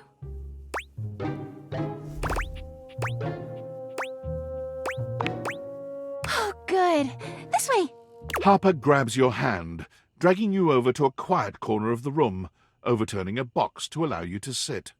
She lies on the floor, as if she were at an actual therapist's office. It all started a few years ago.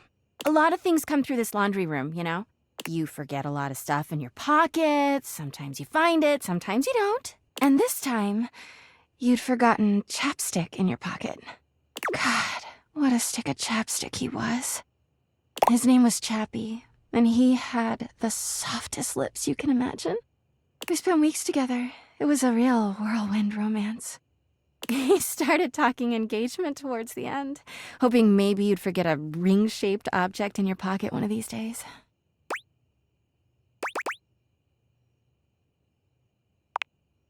Well, you found him again later. I'm jumping ahead.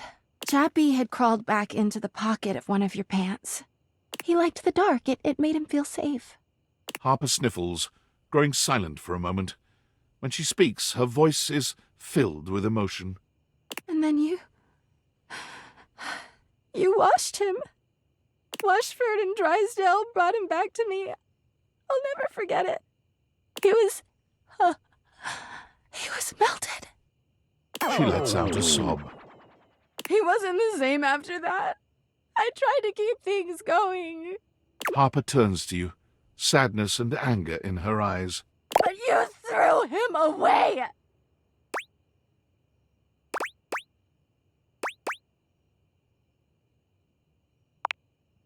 That doesn't make it better! Anyway, ever since then, when Durkee gets washed by Washford and Drysdale, he leaves.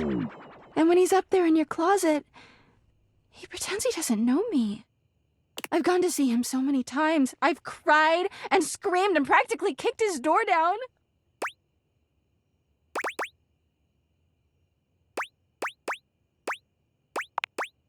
Yeah, he is so toxic. I know that Durkee is cheating when he's up there.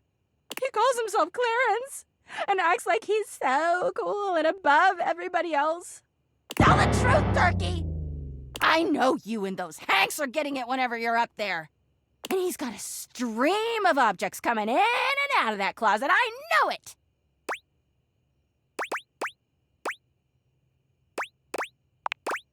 Of course I do! Everyone's always like, oh, how do you know, Harper?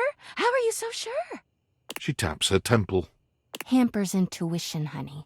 I know how nasty he is. I know he can't go that long without getting some. Anyway, I've been thinking a lot about our relationship lately. Obviously, I've done nothing wrong and never have. But I just love my Durkee so much, even though he hurts me so. I just don't know what I should do.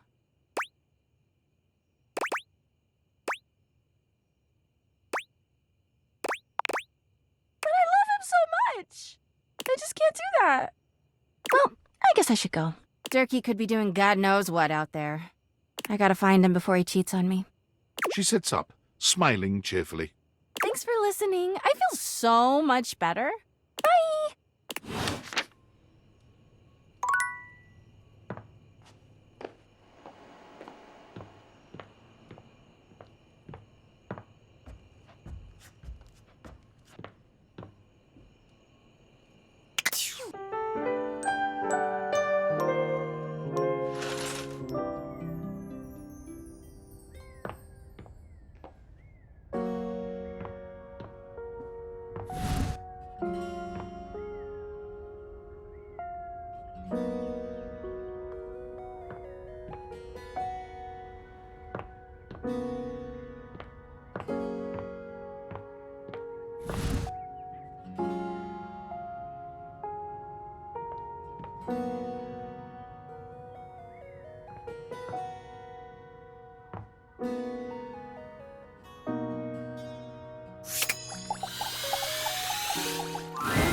You approach the breaker box, and it isn't anything like you remember. It looks almost lifeless. There's no boisterous crowd, and the sign buzzing dully in the window reads closed. The door hangs ajar, like a slack mouth. You push through, though, and find Eddie at the end of the bar, nursing his usual cocktail. Huh, you actually showed up. I guess that means I lose.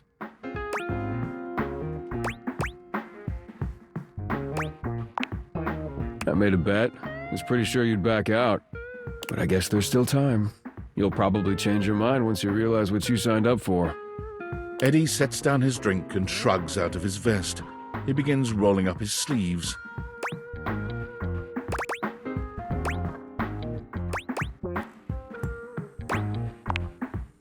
Oh, is that what it is?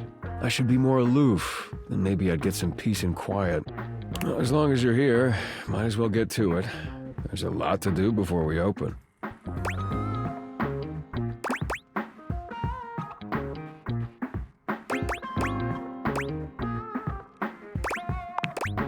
I can't exactly get much done with the entire house crammed in here. Usually I take care of all the maintenance after hours, but we've been so slammed lately, there just hasn't been enough time. Things are breaking down faster than I can get to them. And trying to do anything while the club is open is essentially pointless. There's always questions and distractions and polite conversation.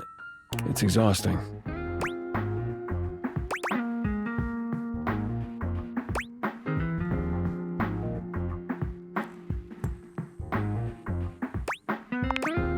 All things need maintenance. Nothing, no matter how well made, can function indefinitely.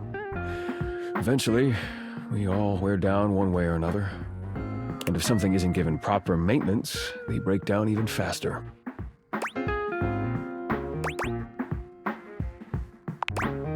In the sense that we're all wearing down from the second we're produced. But no, that's not what's causing the power fluctuations. Come on, we're starting with the wiring backstage. Oh, and grab that tool bag. Though you are not a natural handyman and Eddie is not a teacher, the two of you manage to make decent progress through his to-do list. At one point, Eddie leaves you alone to get something from the bar, and you confidently ascend a ladder to change a dead bulb. But as Eddie returns... Wait, be careful, that's not... The ladder suddenly gives way beneath you, releasing you into thin air. But a split second later, Eddie is there, strong arms outstretched to catch you. Stable. You all right? The customary ice in Eddie's eyes, just for a moment, has melted.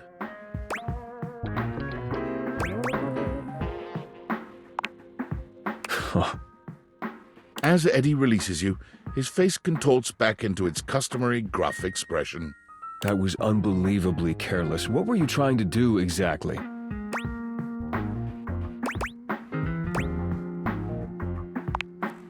I told you to replace the one behind the bar. The floorboard under these lights is loose, which is why I told you not to touch them yet.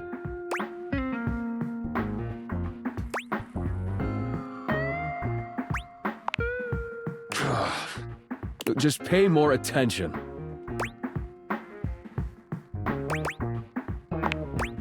You sure you're not hurt?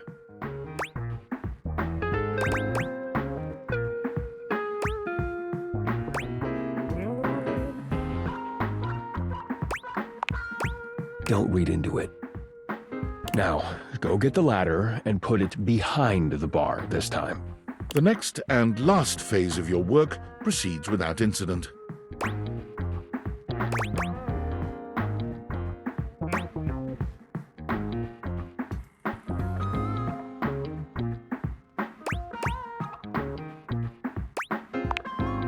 You've done surprisingly adequate work, mostly.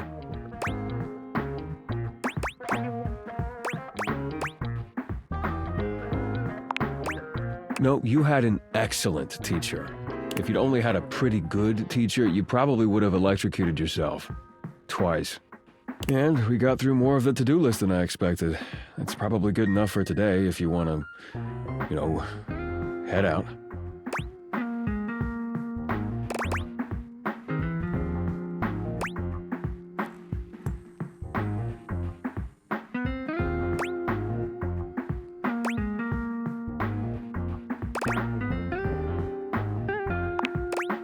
I suppose if you want to rest before you leave, that's fine.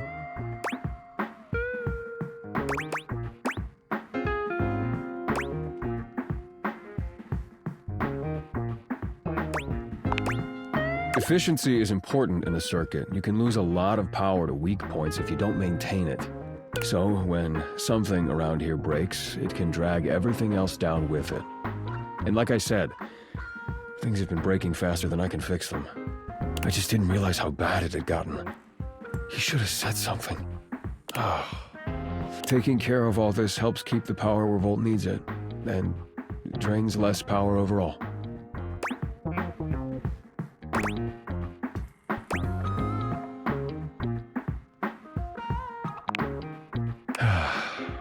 Sure. Don't mention it. You did good work today. At least you weren't completely useless. Get some rest. You'll need it. A lot more to do tomorrow.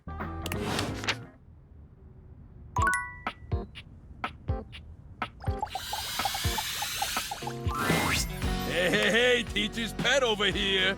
I was just telling Shelly about you. You had long enough to chew over the workshop? You ready to prove yourself?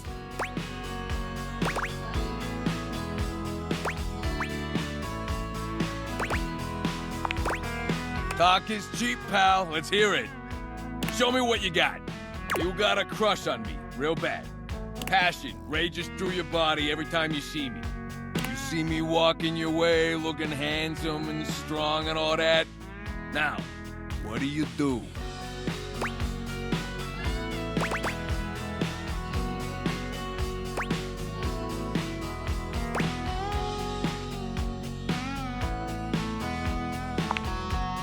Oh, taking a page out of old Tony's playbook, huh? I didn't even tell you that part. You really are paying attention.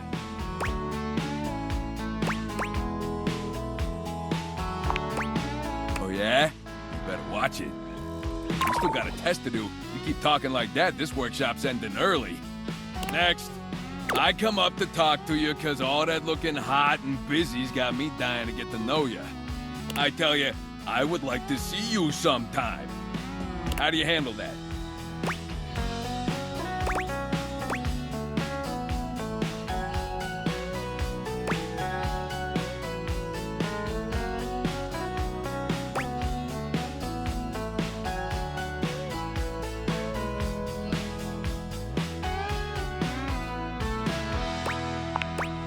Hey, whoa, what? That ain't playing hard to get, that's playing disrespectful like. Now, my mama didn't raise no jerk-off. You apologize to Mama Toolbox and Nona Toolbox right now. My Nona was a very big part of raising me for the first 35 years of my life. Yeah, that's good. Now don't you ever talk bad about my family, capiche? Anyway, we ain't here to talk about me. We gotta wrap up this damn test. All right, time to see how you did. Well, at least you were half paying attention. Just enough to let old Tony keep the faith in you. I made these lessons as simple as I could, but yeah, maybe I'm just too sexy for you to take it all in the first time. We can practice anytime you need. All right, that's all I had for the workshop.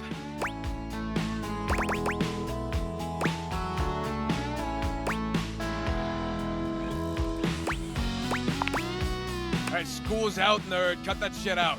Okay, now that that's all over, let's hear it. Give me your feedback. Let me know what I can do for the next sucker. I mean student.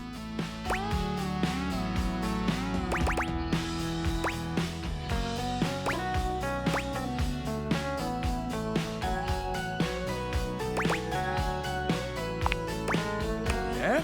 All right, lay it on me.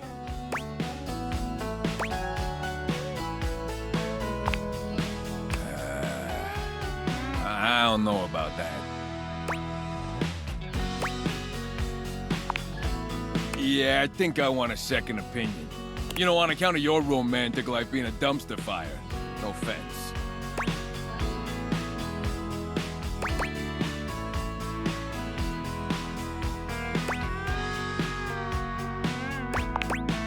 We're gonna need to bring Rainey in here. And by we, I mean you. The record player, Rainey.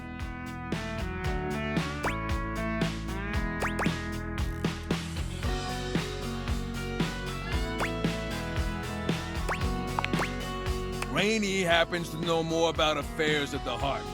You know, on account of all the love songs. Besides, you can see the old Tony charm in action on someone else. Ergo, i.e., etc. You gotta bring the water to the horse. And besides, you owe me for the relationship advice.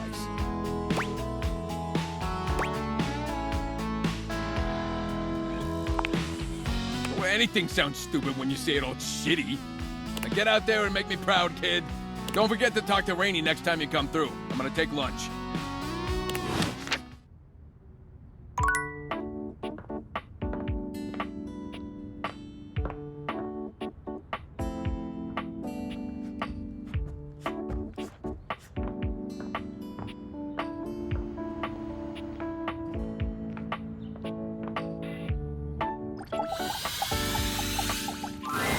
You've really put your foot in it now. You found the most forgotten Dorian in the house. The laundry closet. Thematically redundant. There's already a door here. There's a cabinet. Was there really a need for a closet?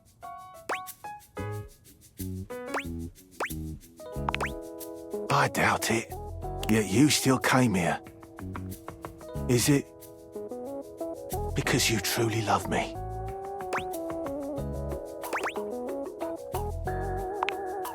I don't believe you.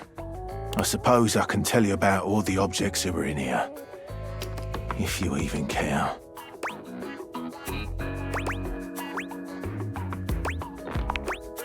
Well, there's Bo the box. But she's hardly a denizen here. She's all over. Of course you do. There's Hoover, of course. The vacuum. But that's it. Not anymore. That's it. Nobody else. I'm done speaking of this dreadful place. Oh, woe is me.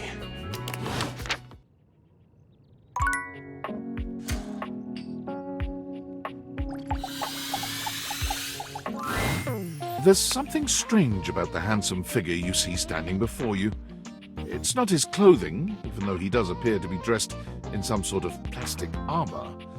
No, it's something about his face. Handsome though it may be, you can't quite place his expression. Stranger still, he doesn't speak to you at all. He just stares, his face screwed up in concentration, and his lips pressed together. What's that? He lets out the breath he's evidently been holding, bending forward with his hands on his hips as he inhales and exhales deeply. Woo! Sorry about that. Just trying to see how long I could hold my breath for.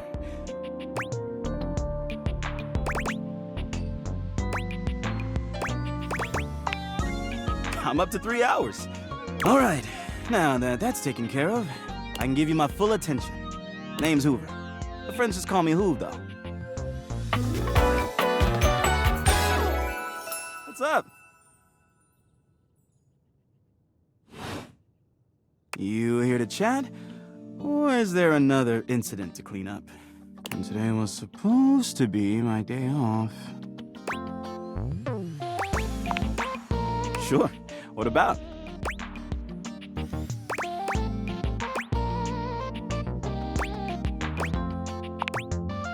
That's right. Crime scene investigation. I love my work, but it can be hard to put it away at times. I do tend to keep it all in my bag.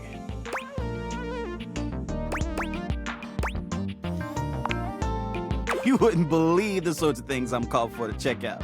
The evidence I pick up gets to be real interesting sometimes. Hair, bits of your dead skin, fingernail clippings. Did I mention lots of your hair?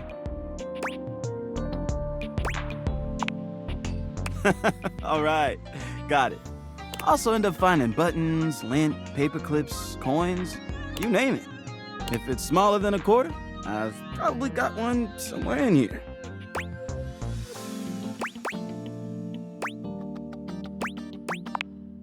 I wouldn't worry about that. Plenty of room still.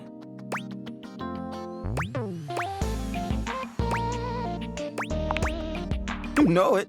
I've been everywhere except the crawl space, I think. I mean, you never know. There are always places I might not know about. I have heard rumors about a haunted attic. Nah, but I'm sure that's nothing but hearsay.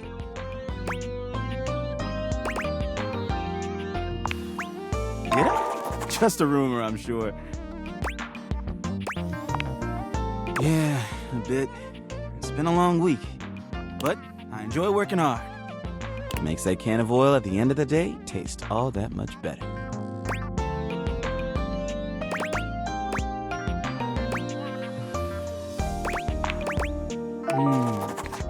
Probably trying to get stuff out from under Koa. Sometimes he can be a bit too easygoing. He just lies there and I've got to work hard to clean up around him. But I love the guy. Can't help but admire his chill. Hey, it's been great talking to you, but I gotta finish up my work and call it a day. How about you come back and see me next time you got a minute? I feel like I haven't gotten out to do something fun in a while. And maybe the two of us could, I don't know, catch a game or have a drink?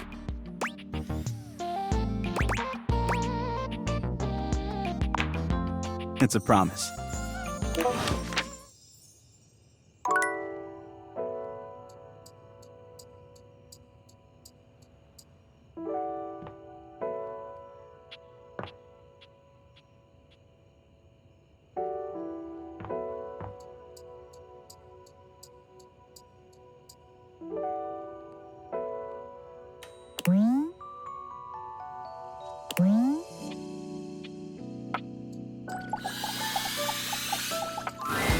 House homie! Welcome back to the Adrenaline Den!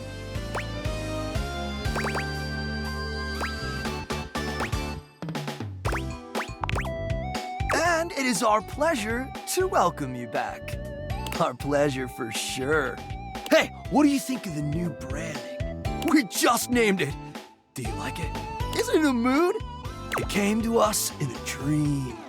You were there too, but you were wearing a lot less.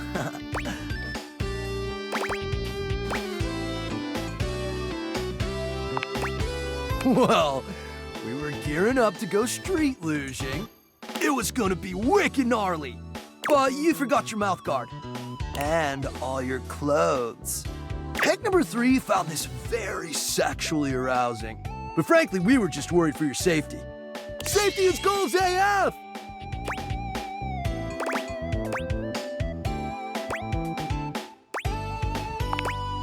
Anyway, give us 2 minutes, would you? You caught us right in the middle of visualizing success. And some other slightly naughtier imagery. We sit and do it for 37 minutes every day. It's tight, Broseph! Ah, meditation!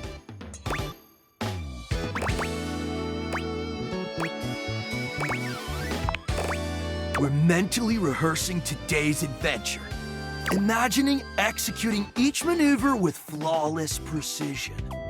Visualize to realize! We're going windsurfing! Yay!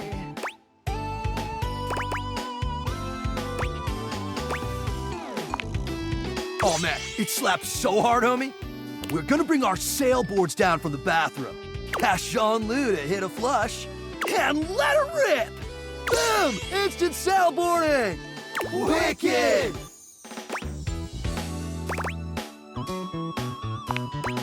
Oh, for sure. Honestly, it's also a little dangerous, but just the right amount of dangerous. Oh, yeah! Listen, Red Bull always makes sure all of our adventures are exhilarating and epic. And above all, safe. Always safe. Super safe, fam. No cap. Yeah? Tell that to Hank number 6. Nothing nefarious, if that's what you're asking.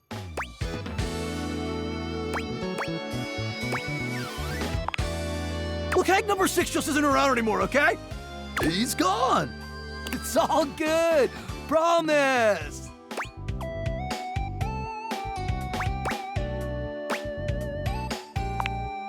Hey, homie. No offense, cause we think you got riz. But we can't have you hanging around if you're gonna be sowing discord in the team, you know? Yeah, you're sexy as hell, but we need to be in total harmony to pull off our epic stunts. Anyway, enough about that. What's important is, are you gonna be joining us on today's epic windsurfing activity? Are you? Wicked tight! Just remember to stay low, feel the wind, and ride those waves. Ride them like you really mean it. Let's go shred it up, dog!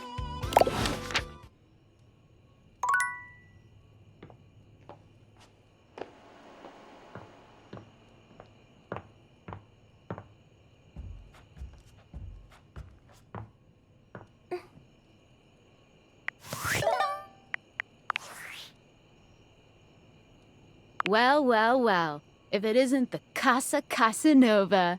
Do you see what I did there? That's wordplay, baby.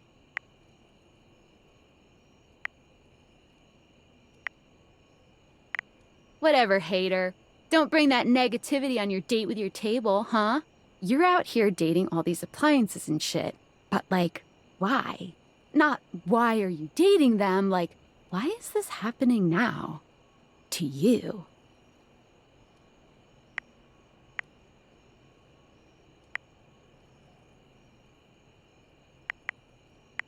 Pretty lucky, then. So, like, where did the date-viators come from? Like, what's the point of them? Who made them? And why?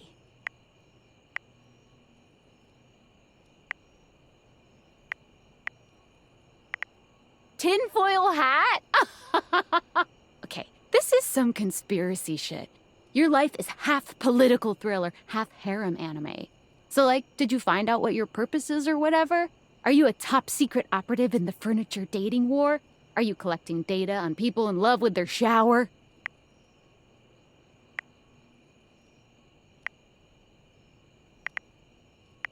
Me too. Oh well, guess we can just make up our own theories. Or maybe just enjoy the furniture dates for now.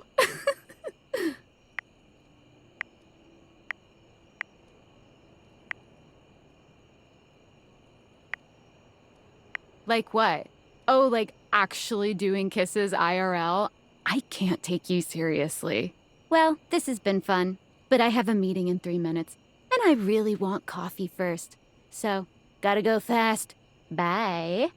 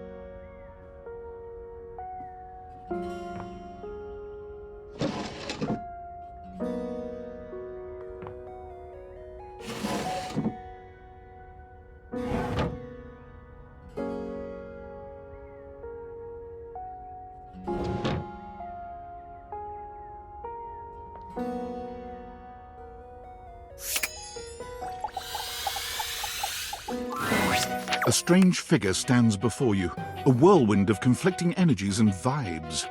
Manic and dignified, friendly and intimidating. She's dressed like some sort of quasi-Victorian text-themed aristocrat. You couldn't have imagined what the date-viators might make of your thoughts transcribed on paper, but if you could, it likely would not have been this. As you approach her, she launches right into what feels like the middle of a one-sided conversation. Why do you ask?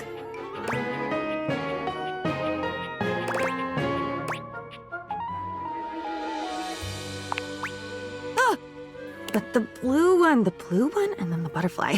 Why is there so much sand? Why is there always sand in places where sand should never be?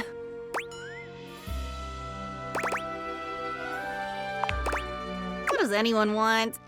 I wanted a pair of shoes once. It was such a beautiful pair. The color? It was molten.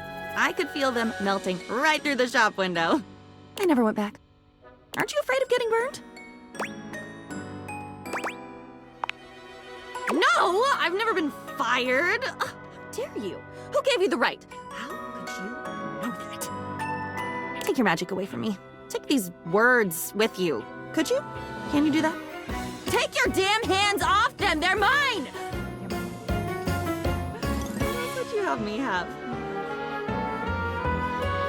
Oops. Sometimes the road less traveled is less traveled for a reason.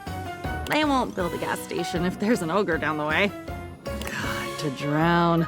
Just to drown and dissolve and the ink swirls around me in the water like a shroud. I've been drowning forever.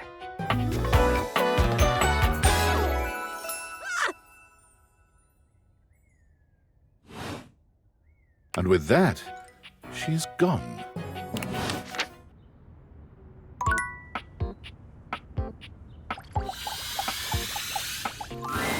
Hello there, stranger. I'm Dina the Dresser. Need a helping hand?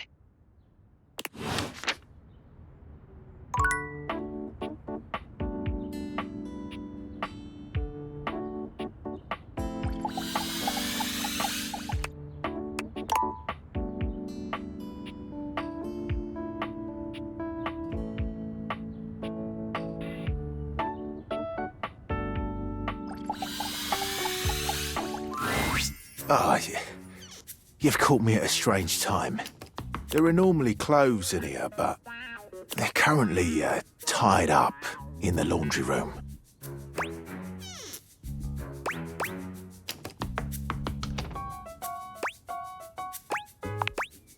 I have very little of interest to speak of otherwise.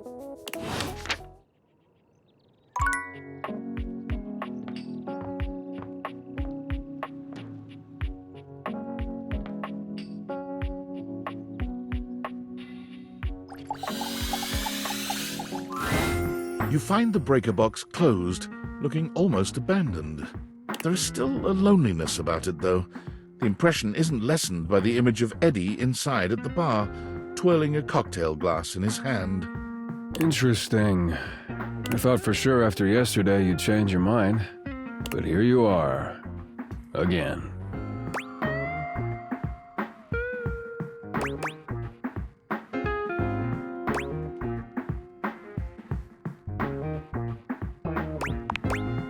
Really? I find that hard to believe.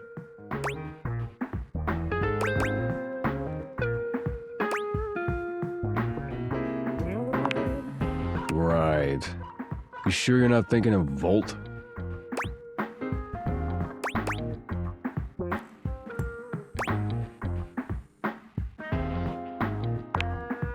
What?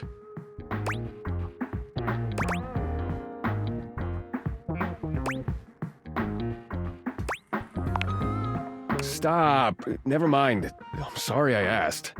I'm gonna go fix a floorboard. You wanna come? It's the one that almost killed you. Should be fun. Eddie remains a semi-patient, semi-competent teacher, and you help as best you can. You notice he does not leave you alone this time. He won't admit it, but you can feel that he is concerned for your safety. There's a tiny bit of warmth peeking through that cold exterior. Almost done. Hand me the pliers. Whew. It's getting late. I can finish up this set myself. Why don't you go get some rest?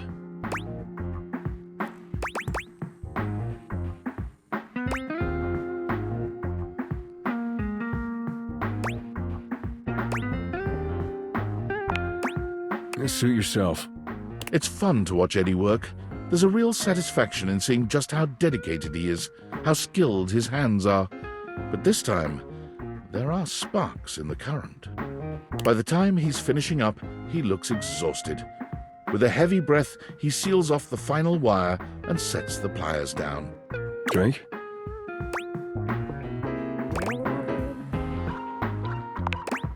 I never joke about drinks. Do you want a drink or not? Unless you've got something else you have to do.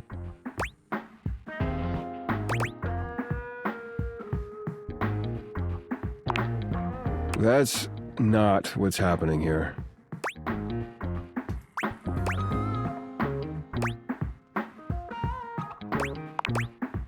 I'll make it. With not a wasted movement, Eddie puts together whiskey, egg white, lemon, and sugar into a shaker. Try this. Whiskey sour. Well?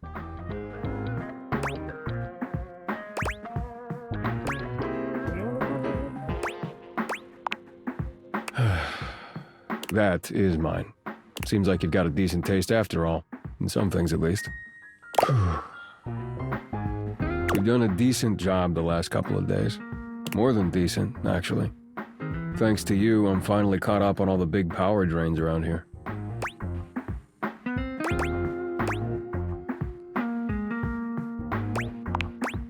There's still a few things that need to be done, the day-to-day maintenance, but yeah, you did it. Volt and the club should have everything they need for now.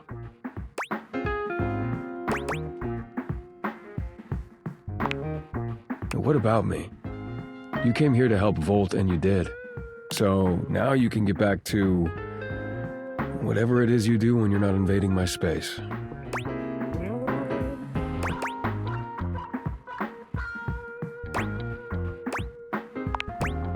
What? Why would you want to do that?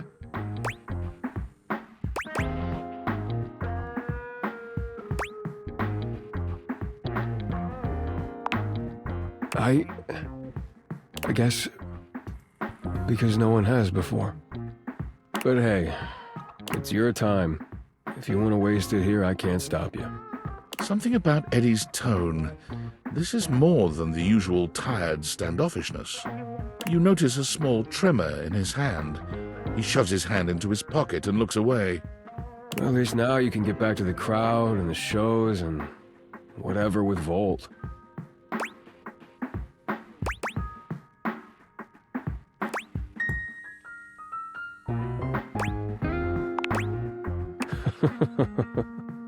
Yeah, Volt always puts on a good show. Who could resist, right? You'll have a good time, I'm sure.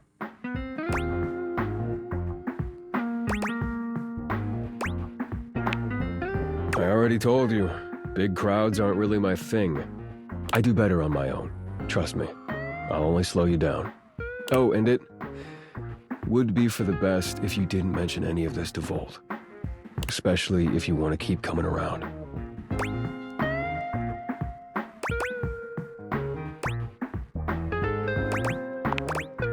Volt can be protective when it comes to this place, to what we do. It's a point of pride for him. If he found out you'd been helping, and that's why the power suddenly stabilized, it would probably hurt him. A lot. So for now, let's just keep it between us, okay?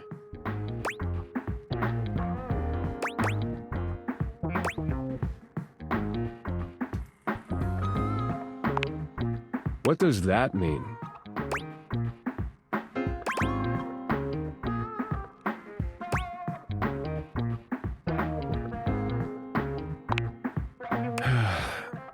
Fine, whatever. Yes, okay? If he knew what was really going on, he'd probably be pretty upset with me, too. I don't want that either.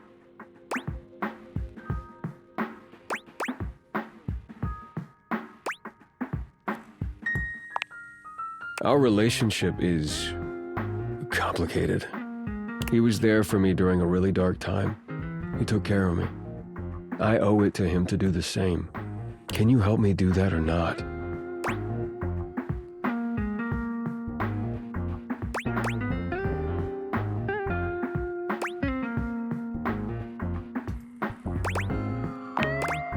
Thank you.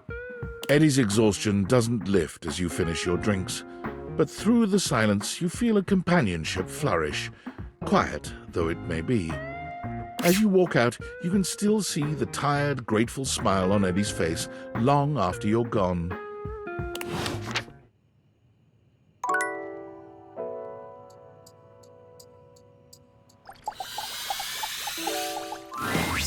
What are you doing here? I need to meet up with Rainey, and I need you to, play referee or some shit. I gotta get back to work.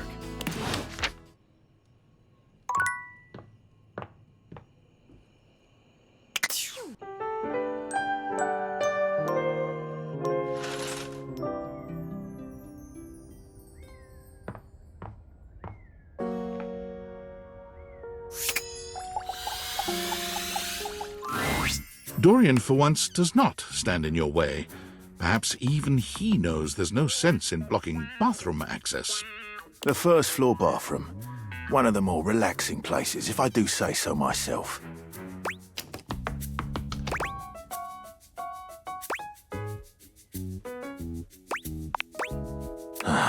You Yanks are all the same. This is the first floor, the premier etage. Downstairs is the ground floor, because it's on the ground. Of course it does. Everything that exists stateside is better thought out where I came from. In here resides Barry Styles, your beauty supplies, Amir, the mirror, and Rebel, the rubber ducky. What can I do for you?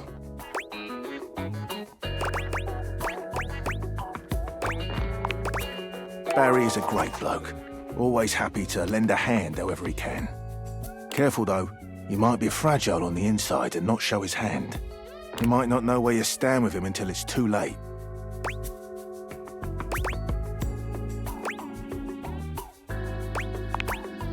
Barry has problems with his memory, and while he may put a smiling face on it, he does need to have a welcoming ear from time to time. What can I do for you? He'll reflect back on you what you want to hear, or at least what he thinks you want to hear. He's handsome enough, sure, and sometimes he believes that looks are all that matter. For me, in my position, I can already see 5 of me, not counting the reflection in the mirror. That's more than enough self-reflection for this door. What can I do for you? They are, rowdy.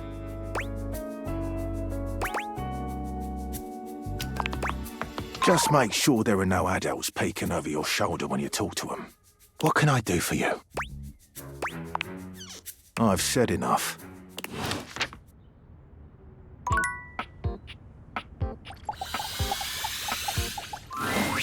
You again?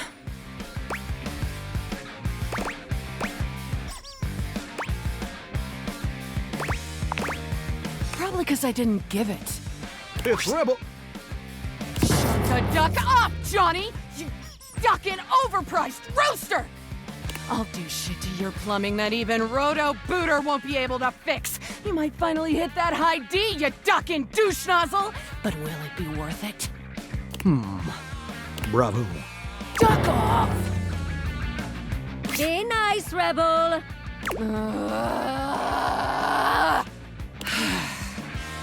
So, what brings you back, poser? See? I'm being nice. Ugh. I'm a duck. Quack. Riveting.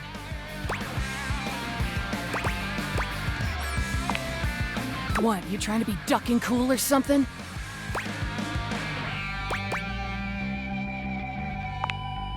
I say you could call me that, dumbass? Pretty damn sure I didn't. Daddy. Or Rebel. Oh. And there it is. I'm getting bored with this dumbass convo. I usually spend about 20 seconds talking, and then whoever I'm talking to miraculously ends up dead or underneath my rubber ass. You can be whichever one you like. That's the only favor I'm gonna do you too, so appreciate that shit.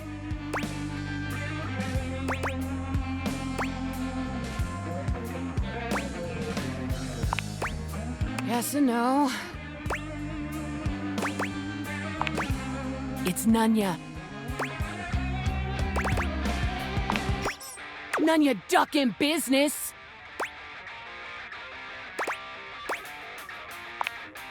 Barf. Names are worth choosing. And I don't have to tell you shit if I don't feel like it. In fact, I'm gonna get the duck out of this one-bill town. You wanna talk to me again? Too ducking bad, poser.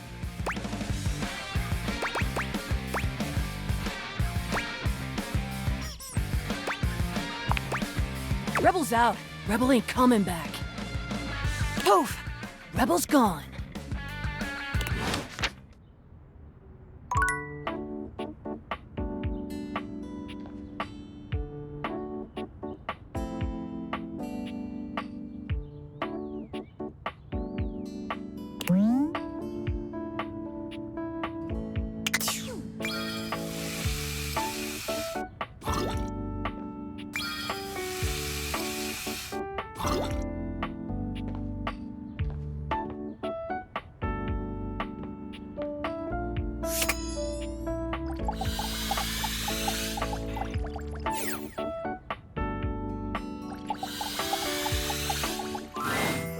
cool breeze tickles at your neck. You can feel someone here, but you can't see anyone. Why are you here? What are you doing?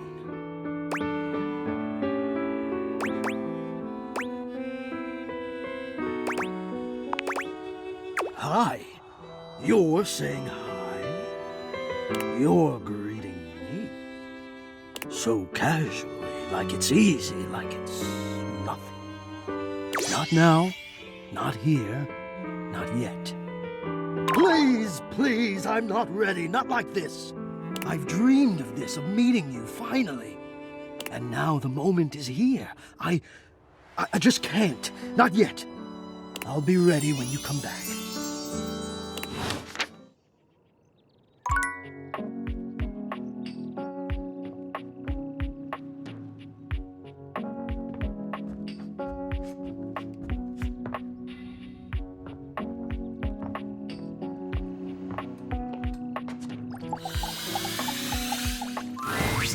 Ah, jeez. You're back? I hope you've got something really worth it for me. You're beginning to puncture my bag, if you know what I mean.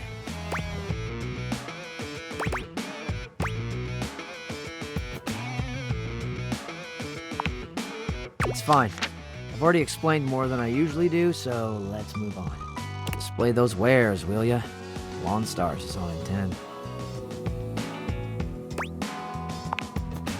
Let's see it. That might be good. I've got a baller chopstick log cabin going and I want to build a deck for it. How old?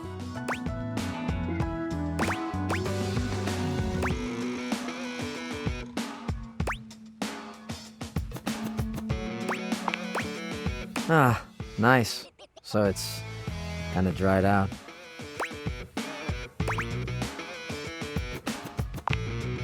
That's a good thing. I mean, dry or not, I can use it.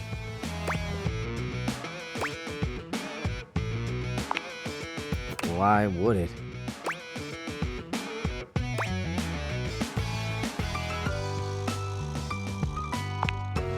Tolerance? What the hell does that mean? Like we're talking about toxic waste or something?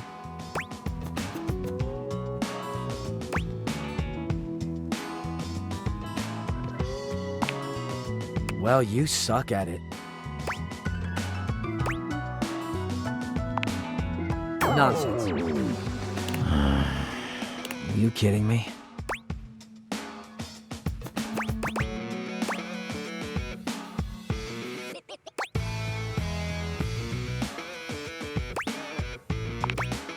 I gotta tell ya, I've had it right up to my lid with this shit.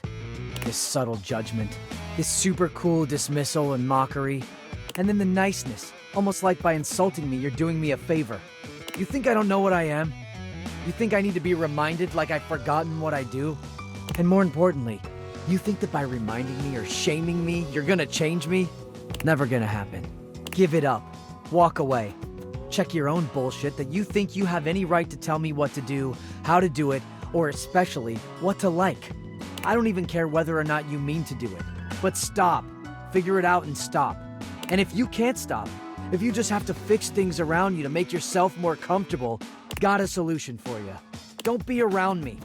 I like me. I really like me. I have no intention of changing or adjusting for you or anyone, and if you don't like it, it's no plastic off my ass. You can bring your trash to me or not, talk to me or not, but degrade or denigrate me one more time, and I'll turn your kitchen into a toxic waste pit. And I'll enjoy it too. Have a peach of a day.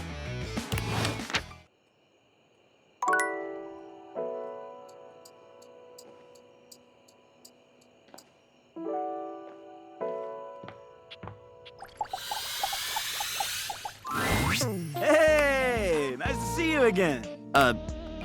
Hoover holds one finger up to you, his chest rising and falling with panted breaths. He bends over, both hands on his knees, his forehead and cheeks shining. Give me just a sec.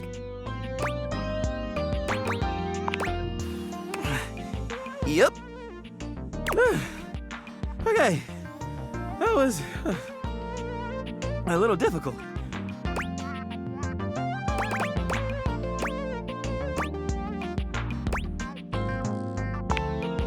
Oh, am I? Guess I'll have to towel off sometime soon. So, what brings you by?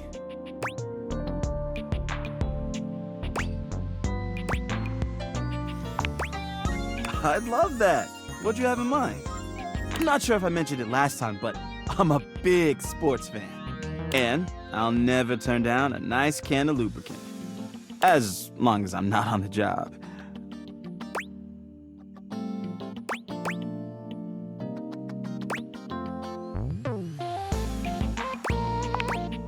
You read my mind. Let's crack a can. Hoove hands you a martini glass filled with a suspiciously dark liquid. It smells like alcohol, sure, but there's another strange scent you can't quite place. Cheers!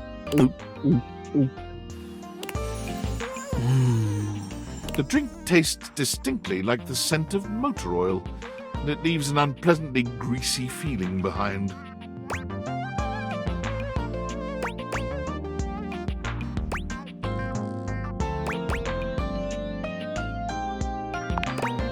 It's a craft brew. Got a few drops of engine oil in the mix. Really gets my motor running. So, how you feeling?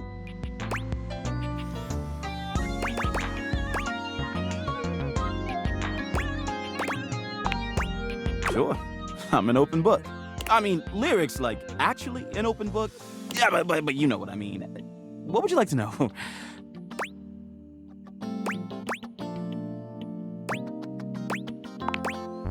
Oh, I don't know.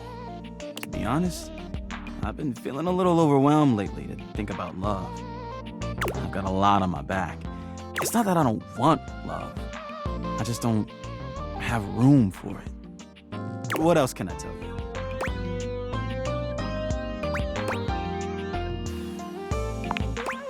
I mean, I guess I've been feeling a little overwhelmed. My suction's not the same as it once was. I'm struggling to get up in the morning. Lately, I just feel like I've got no space in my life. But I'm not sure why. I got amazing friends, and I love my job. Every day I get to go around the house, and I encounter so many amazing things. I collect them in my bag. I've got everything you can think of. You'd be amazed at the stuff I find.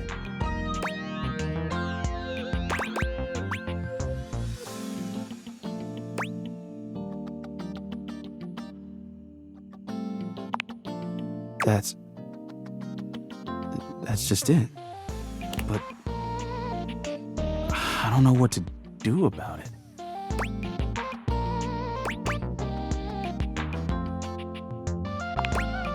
Emptied it? Oh. Wow. I don't think I could do that. If I emptied it, there'd be nothing left. And then what would I be? Just empty, just nothing. Just, no, I can't do that.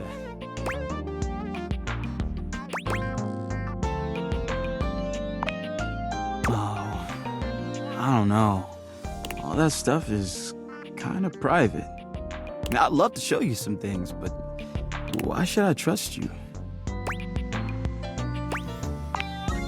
Sorry, but I don't think that's gonna cut it.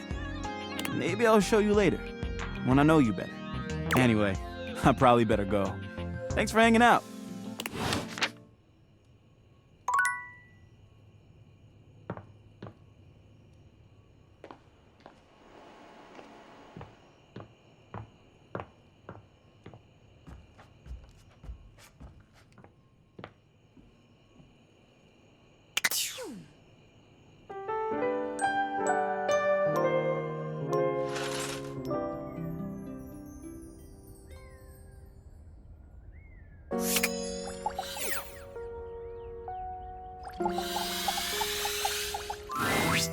You see a pair of hands sticking through the air conditioning grate, and the barest suggestion of someone's eyes, but no more. What do you think?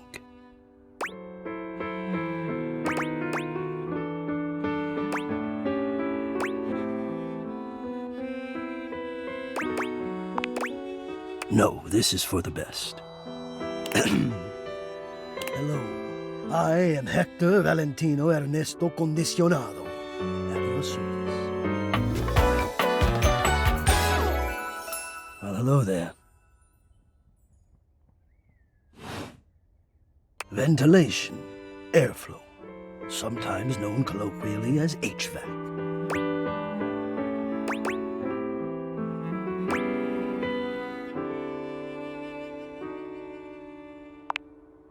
Yes, to hear me. I would wish you to understand, and if not understand, then at least believe me when I say that hearing me is the most pleasurable way to meet for both of us. Seeing me, well, it's not a compliment to me, and it would be a great disappointment to you. My greatest wish is to give you pleasure. But I'm getting ahead of myself. Tell me, how much do you think about me? Now, yes, I understand that our meeting in this way is so very new for both of us. I truly never expected to be able to speak to you this way, face to face. Great. I have accustomed myself to this seemingly unavoidable reality that you would always be human and I would just be this. But even as this, I have dreamed, and I would know. How much do you think about me?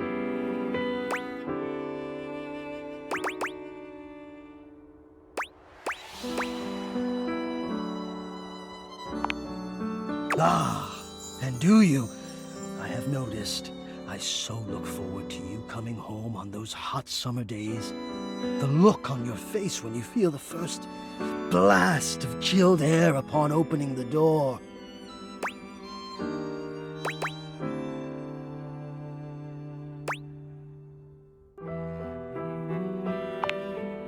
Yes! And when it is cold outside and you walk in and you can slowly warm up and remove your coat, your hat, you can begin to get comfortable and relax into the evening ahead of you.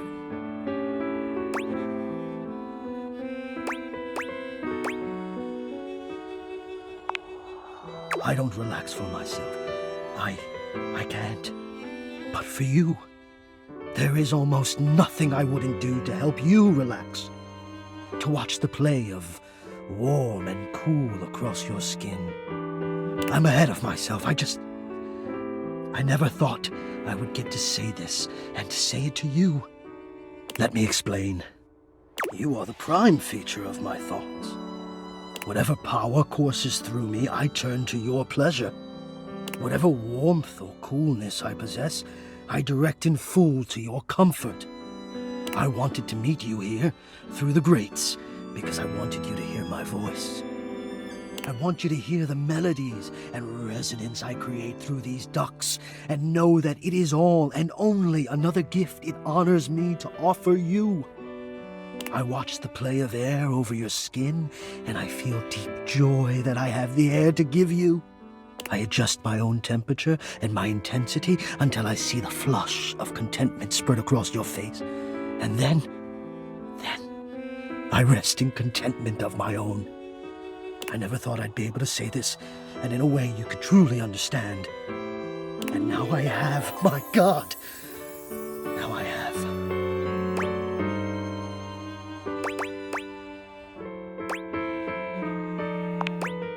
Hot. No, I would say I'm set to more of a temperate zone right now. Ah, I see, hot. I think perhaps I've heard the word used this way. Do you mean you find this sexy?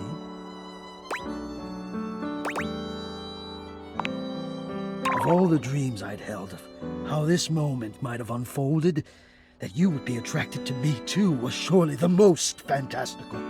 Perhaps I might share more. As I share with you, I can feel more and more air moving through me, as though there is a storm brewing, a cyclone beginning, I have never felt it before, this build of energy.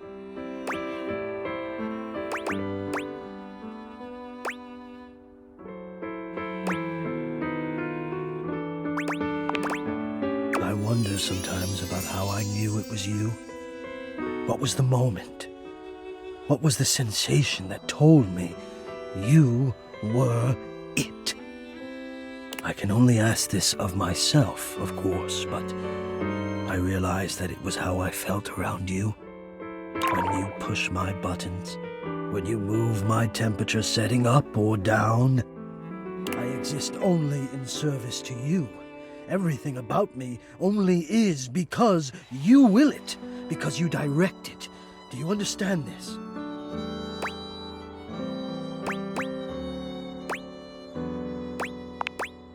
Completely. You do understand.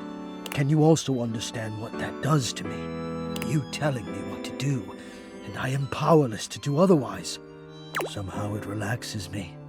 And to know that I'm giving you precisely the thing you want at that moment. Oh, it fulfills me. It makes me whole.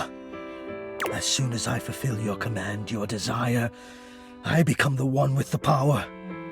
You ask for chill, and I watch the goosebumps play over your skin as you pull the blanket up more closely under your chin. You ask for warmth, and I can almost feel you, basking as the tensions of the moments that came before just melt away. Sometimes I even take it upon myself to shift my temperature and my intensity all on my own.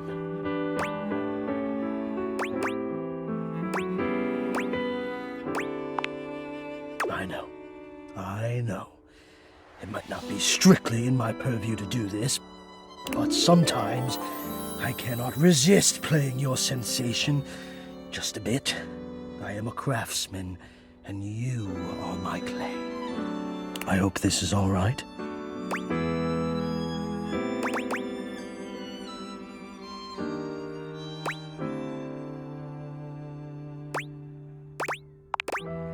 How could you have?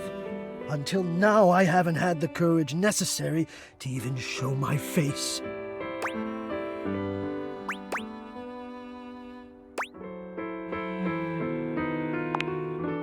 You love it.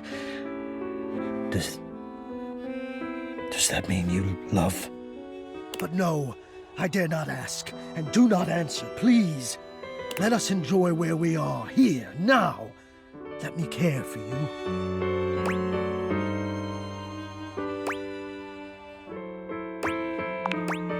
I need you. I need to care for you. It is the reason for my existence, you see. And now I have truly said too much, or I have said enough. Either way, I must ask a boon. Say nothing. Take this knowledge with you and promise me you'll ponder it, that you'll ponder me.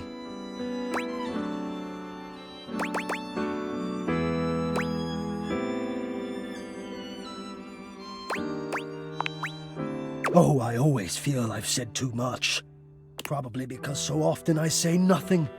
But I appreciate your generosity. I'll speak with you again soon, yes? Yes. But before you go back to your overworld home, it appears that Rebel blocks your way. You? What are you doing? Couldn't get enough of me, huh? Thought I told you to get lost.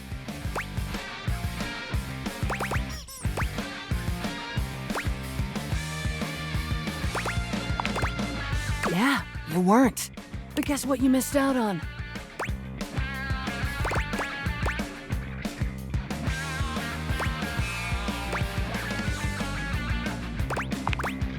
It's my ass.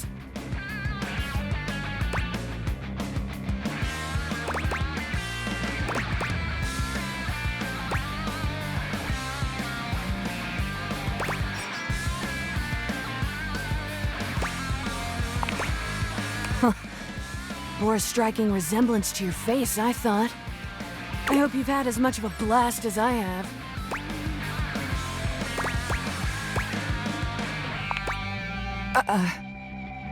Rebel seems surprised for a moment. They look at you hard as if trying to decide if you're serious, before their eyes fall to their feet and they mumble a response. Sure, whatever. Well, it's a good thing that unlike the other idiots in this house, I'm not just here to fawn over you and try to get you to love me. So you can take me as I am, or you can go right ahead and duck off.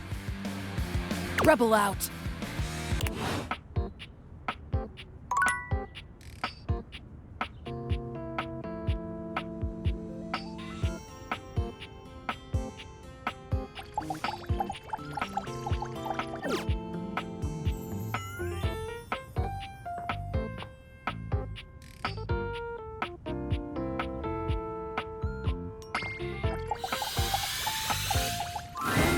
The breaker box is back to its brightly lit and well-populated glory, with its inimitable host standing ready at the door to greet you. Livewire! You look ravishing as usual. Do we have the pleasure of your company for another evening? Be honest, you enjoyed yourself so much last time you just couldn't stay away. Am I right?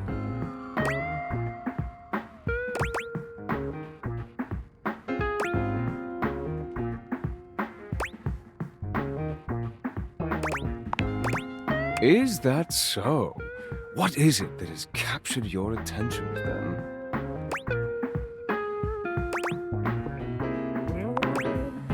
Do I now? Perhaps you should enlighten me, just to be sure.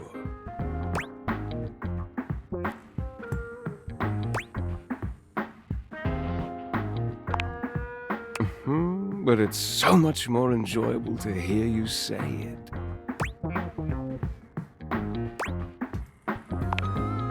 When one has power, might as well use it.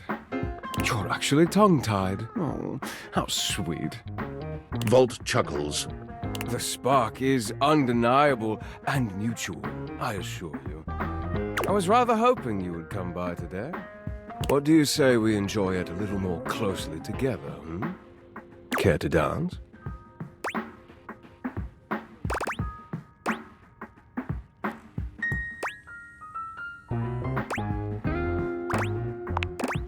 He leads you onto the floor, not once losing your eyes. You move quite beautifully, Livewire. I'm impressed. The song has ended, but Volt has left his arm encircling your waist. He turns his face to yours.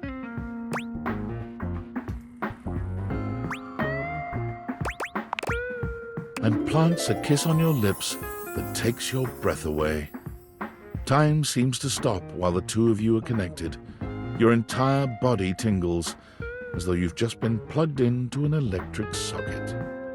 And then, far sooner than you'd like, the song ends, and with it, Volt's kiss. He smiles at you, his eyelids low and hooded. It's far too easy to lose oneself with you. Loath as I am to say it, I must leave to start the show. For the first time that evening, the power begins to fluctuate. It's louder than it has been before, and it does seem to go on. Don't let the surge fool you. My power is just fine. Don't think I'm done with you yet, Livewire. Volt leaps onto the stage as you settle into your seat. Good evening, my fellow objects and gentle things. I hope you're ready for... The power surges violently, and Volt stumbles. He catches his breath and steadies himself. Ready for an incredible performance. Tonight we have... The system buzzes, cracking and flaring. Volt drops to a knee and clutches his belly. The surge rages until the very room seems to shake, when suddenly, everything goes black.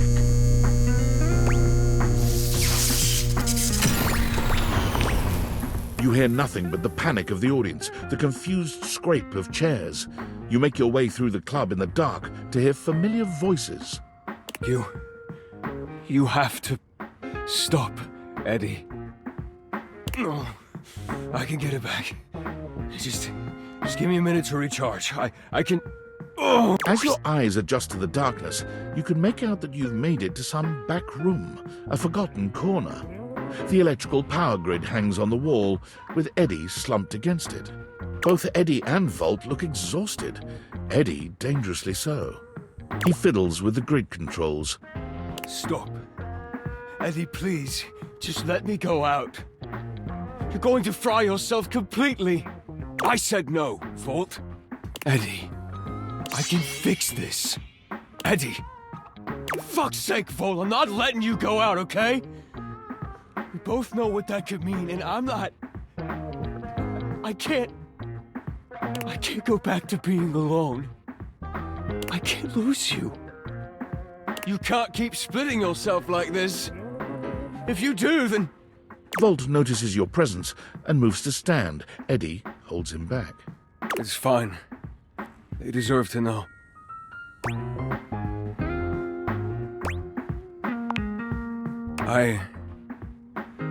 I'm failing. The power is failing and I can't stop it. Eddie leans back against the grid controls, his posture crooked and jagged. He seems ready to combust from the inside, but years of control are keeping him standing. For now. It was slow enough at first. I didn't even notice it. Small fluctuations, random surges. The entire house depends on my power, and it's my job to keep it stable for them. To keep them all safe. I had to work harder to compensate. I thought, if I could outlast it would all balance out. But it only made things worse. Even more unstable, so I had to push even harder just to keep up. And then it just became normal. To always be completely drained, barely hanging on. I don't know how long it took me to realize that it was my fault to begin with. My faulty wire. I was the problem. But I couldn't stop. They still needed me.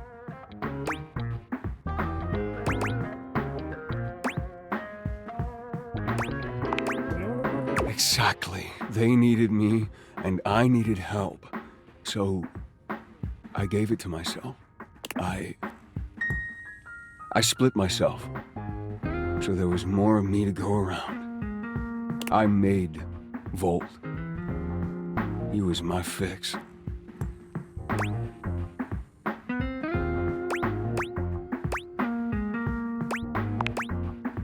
We're not one thing. We're not two things. We're connected. The small glow around Eddie flickers and dims. He's clearly in pain. This club has to run. It's power, it's light and music and heat and energy. It's everything. And I have to have Volt to make it work. I made him. It was supposed to be temporary. It only slowed things down by spreading out the power. But then, even that became too much. And now maintaining me is draining him just as much as... Just stop, I already told you! Eddie, they still need you. It's my job to protect you. Even from yourself. We're not doing it. It's too risky.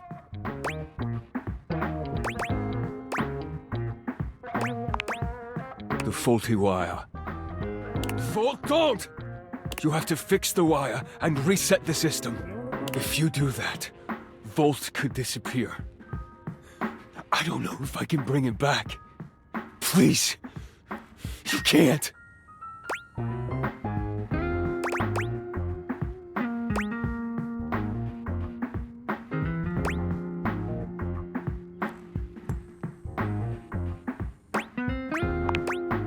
Easy to say when you're not the one who has to go through it. You don't know what it was like.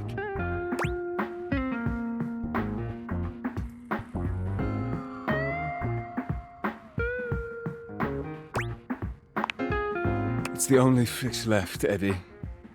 We have to try. Eddie sits there for a long moment, then finally nods. You remember where the tools are? I'll walk you through what to do.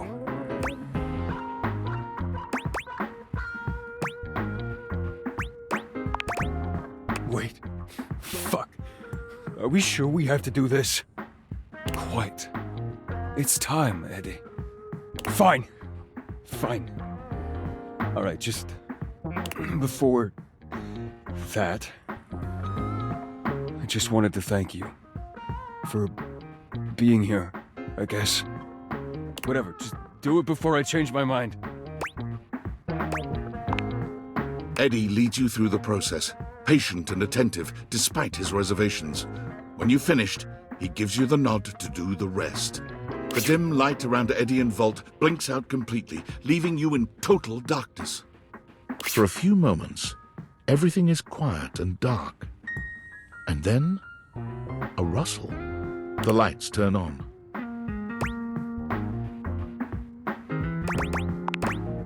Over here. Eddie is sitting at the bar, looking haggard but with a light in his eyes that you've never seen before. Oh, hey there, Livewire.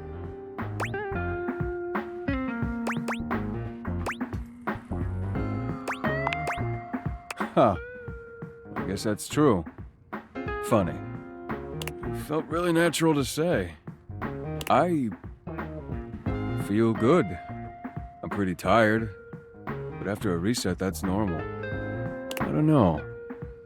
I just feel stable.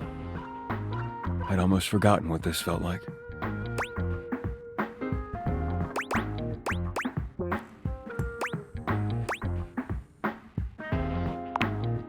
Don't push it. I was holding on so tight to the way I thought things had to be. I didn't realize all that did was trap both of us in a situation that wasn't working. And honestly, I'm not sure I would have ever been able to see it if it wasn't for you. What he means is he's quite taken with you. Vault? We both are, but I'm sure you already knew that. Look at you. As in, do we really have to spell it out?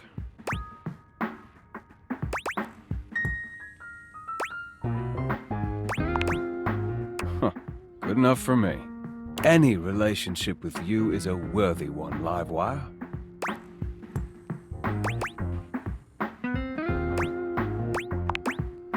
Well said.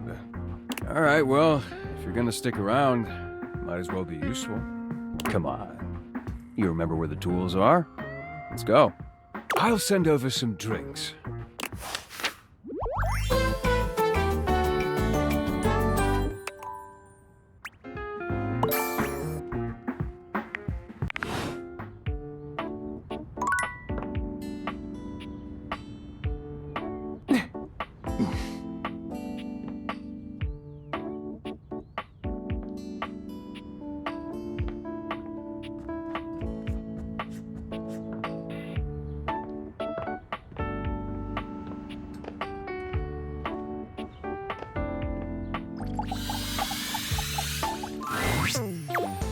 Huh?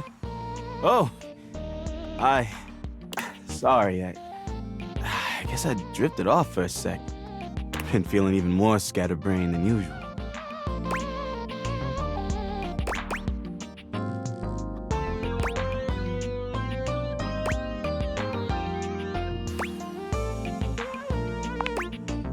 Love? Who has time for love? Just another unnecessary thing. Anyway, I don't know if I've got the space in the day to hang right now.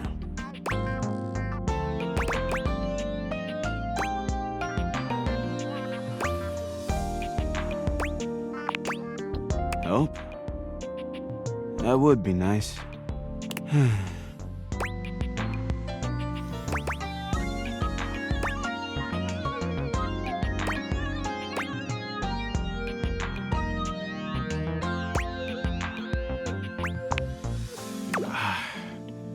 I don't know if I can just jump into that so fast. I've been collecting things for so long. They feel like a part of my identity. In order to feel comfortable letting things go, I think I need to reclaim some of myself first.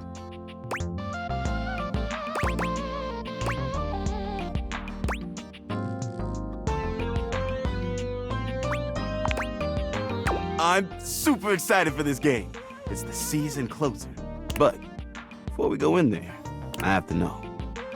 Are you a fan or a super fan? Then, let's test your knowledge. Who did the Hankies trade their right basket for in 08?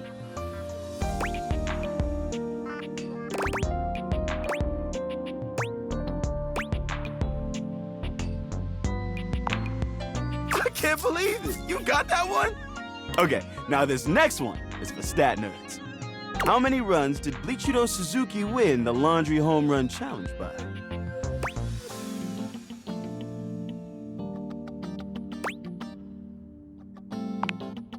No freaking way! Only one more question, and I'll be thoroughly convinced. What is the Hanks' original stadium name before it was renamed the Valdivian Arena?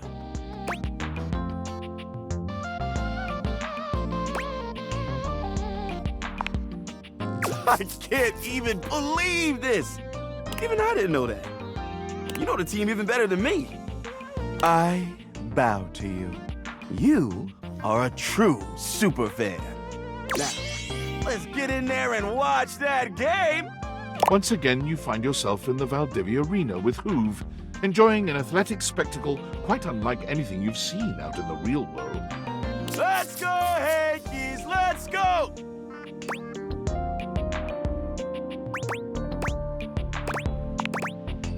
That's it! Love the enthusiasm! Okay, here's the final inning. Bases loaded. Tie game. Hankies are pitching. Hey, what should the pitcher throw?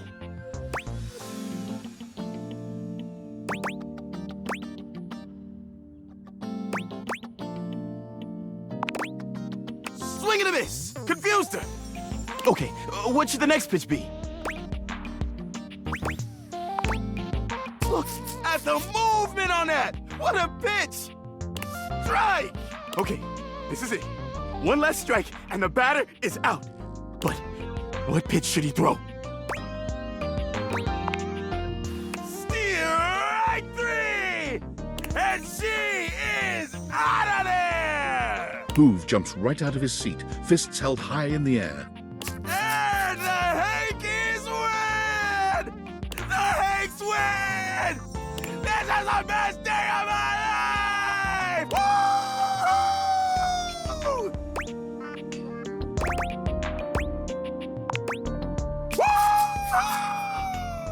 Woo! Okay. Well, on this great note, what do you say we look at a few other things in my bag?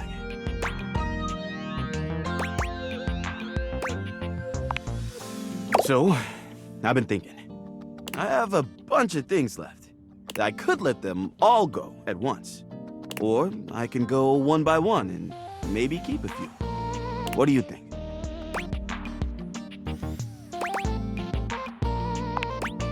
Let's take a look at what's in there. Ooh, I've got this origami bird.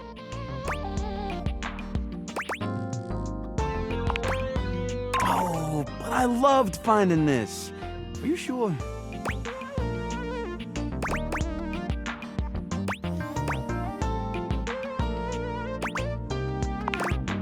All right, I'll let this one go. Next up is this. Wait, what is this? I think it's...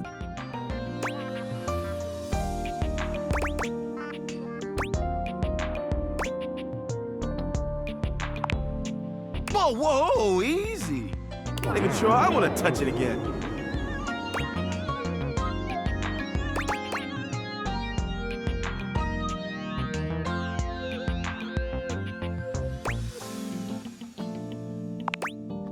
I'm just gonna leave it where it is.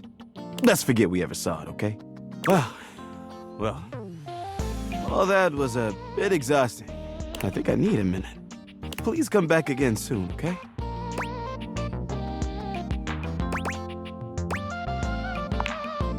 I'm not sure I'm ready for that.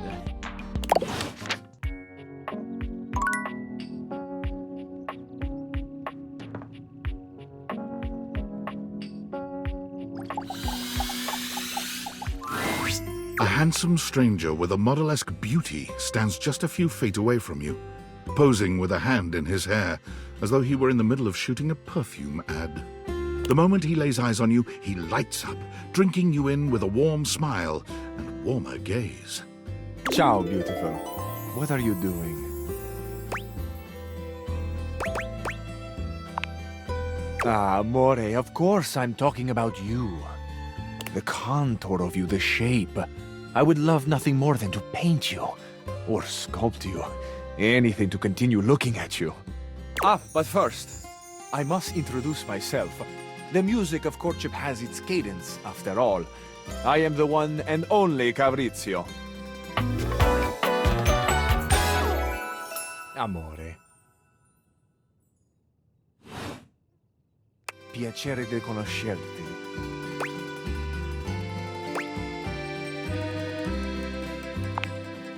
Ai, degno di nota. What a beautiful effort you're making to speak the language of a new friend. Now that we are introduced, we must get to know each other, eh? Let us begin with a simple question. Un aperitivo. Do you, and so much is contained within your answer, have a favorite flower? Ah, tessero bellissimo. Of course you do. A vibrant heart must have a love of nature. Picture it. I will try to guess what it is. I see. Amore, what a rich and colorful mind you have. It is a pleasure to me to be inside your eyes, seeing all your nooks and your crannies.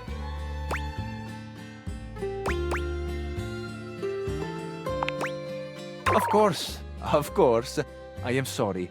Sometimes I am, how do you say, overzealous. There is time for crannies later. And nooks. I see red. No, not red. Oh, amore, how specific you are. I do see red. And also I see orange, the color of sunset. I see blue, the color of the ocean at night, or the sadness at the bottom of your eyes. I see yellow and pink, the colors of the wings of the lefate, glimmering in the early morning light.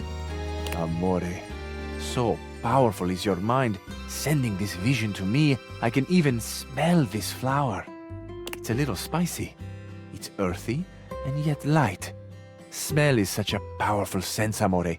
It is the sense that goes most directly to our memories and our hearts. What a gift you give me, amore, with this aroma. You are thinking your most favorite flower is Uccello di Paradiso, the bird of paradise.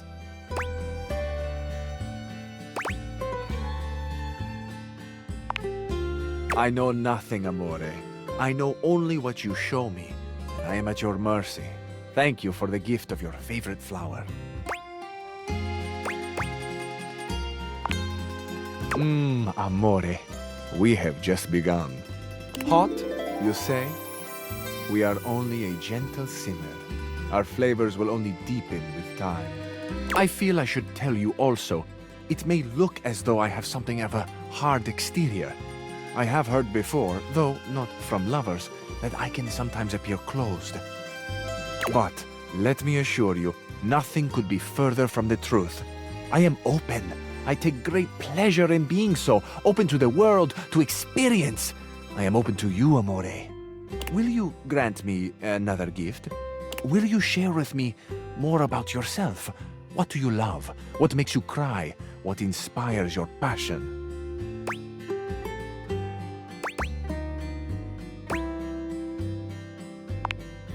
I love the big questions. I love the small questions. It is the finding out about each other, sharing your hearts that brings the spice and sweetness to life. Might I suggest that we savor these questions over dinner? Then we have a date.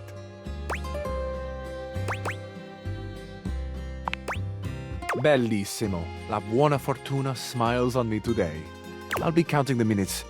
I will await your pleasure, amore. Ciao to you for this moment, mia stella nuova. Where you go now, take with you the passion of Fabrizio.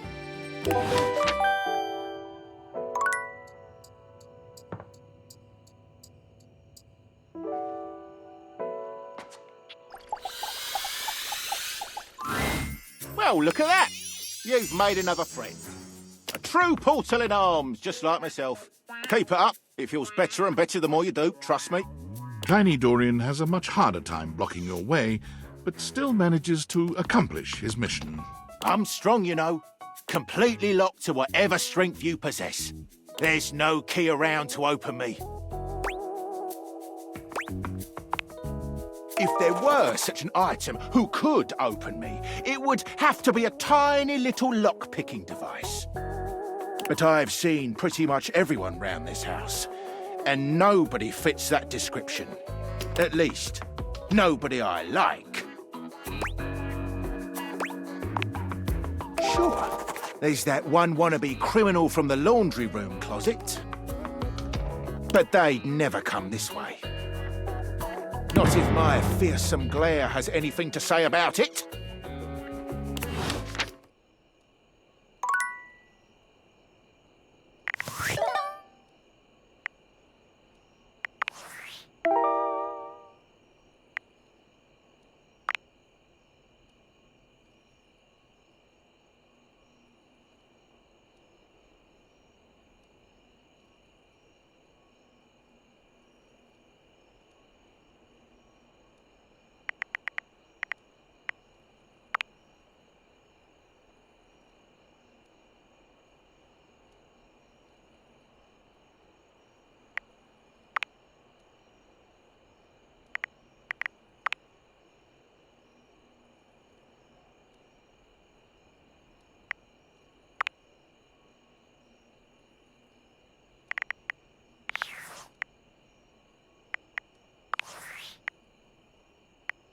Valdivianites, it's David Most, your beloved CEO, with an important question. What do the following items have in common? Cellophane, eyeglasses, and bottled water. If you guessed they're all 15% off today, only on Valdivian.com, you'd be absolutely correct. But even more importantly, they're all transparent. As your leader, I value transparency above all else. Especially when the board of directors changes the locks on my office.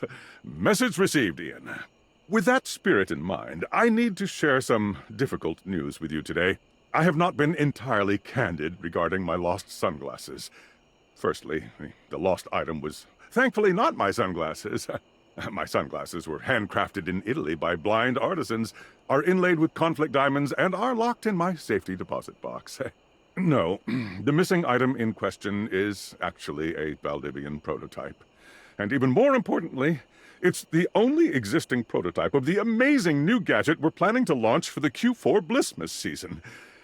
Unfortunately, the engineer who invented the prototype was a disgruntled former employee who destroyed the schematics before disappearing himself. So, as you can see, it is imperative that the glasses are found as quickly as possible. To that end, and after discussing it with the board, we are now prepared to offer a handsome reward for their expedient return. A $50 gift card to Valdivian.com.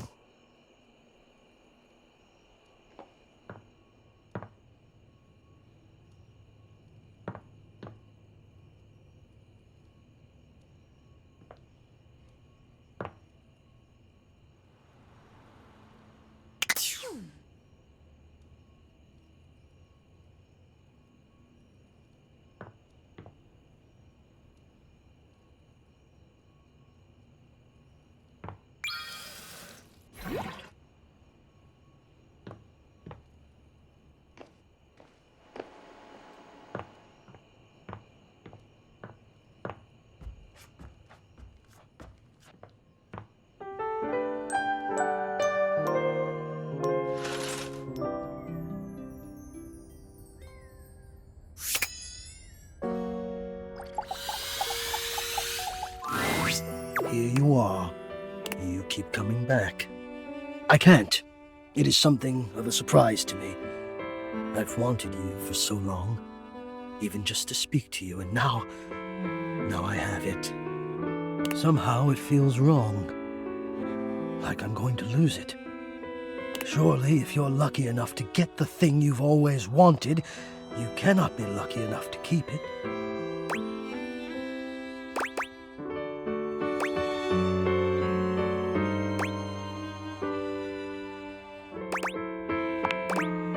would lose it if you left.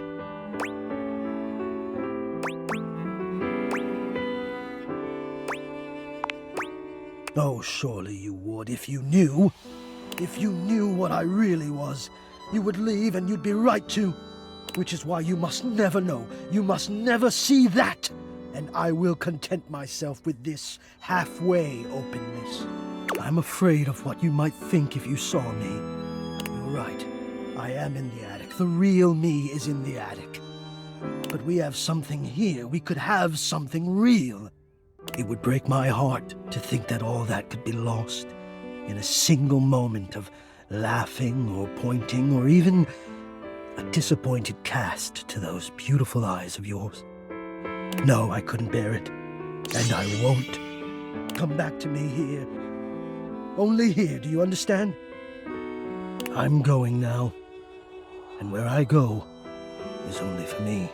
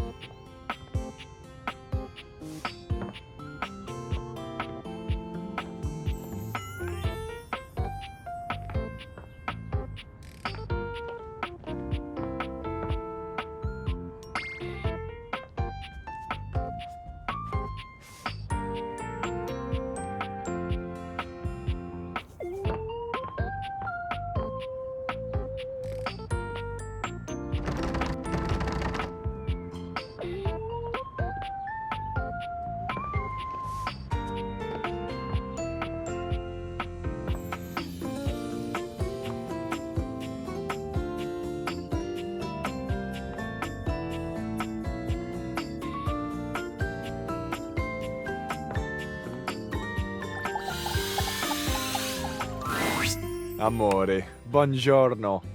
I have been pacing the floor, imploring the gods for the moment when you would come to me again. The sight of you still strikes breath from my lungs. I am suspended in the glow of your beauty. Not at all. How could I express such passion more than once? To express it now has both exhausted and exhilarated me. You are the only one, Amore. It is bringing my heart such a warm feeling to see you. I am so excited you have arrived in time for our date.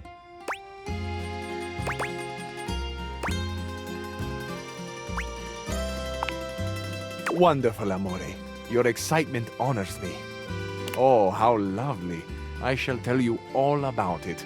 I want you to be prepared for the sensory feast we will create together. First, my Zia Vetrina's restaurant for a perfect homemade meal in her garden. Her kitchen is heaven. Fresh bread, sharp lemons. She is the best cook in all of Italia. I cannot wait to see your experience of all these culinary sensations, Amore. What scent will you love? Which flavor will be brand new to you? Which perhaps will make you cry or remember a lost love or a grief? Will your scents be the same as mine? Do you like good food, Amore? Real Italian food?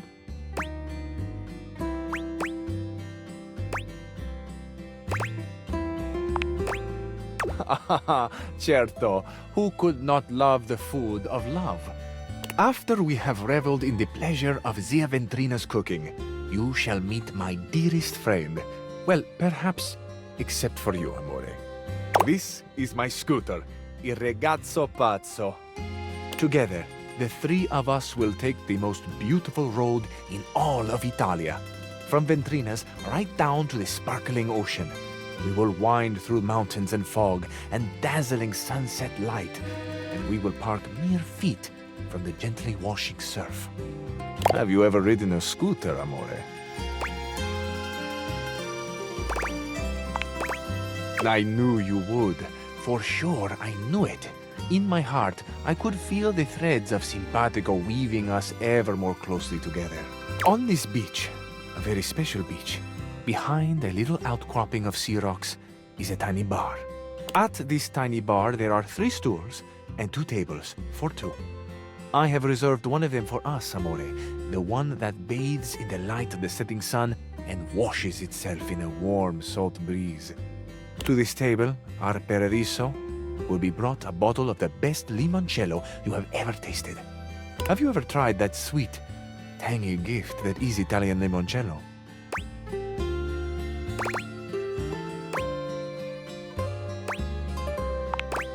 Delicious.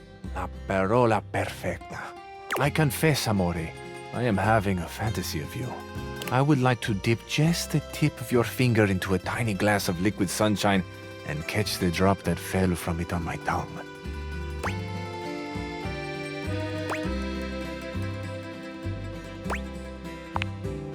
Ah, we will, amore. We will.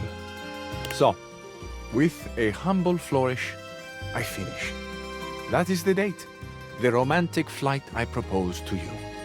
It is an embodiment of my love, how I love, what I love. I love love, truthfully. It is my great honor to offer my love to you. Tell me, amore, what do you think and feel about love?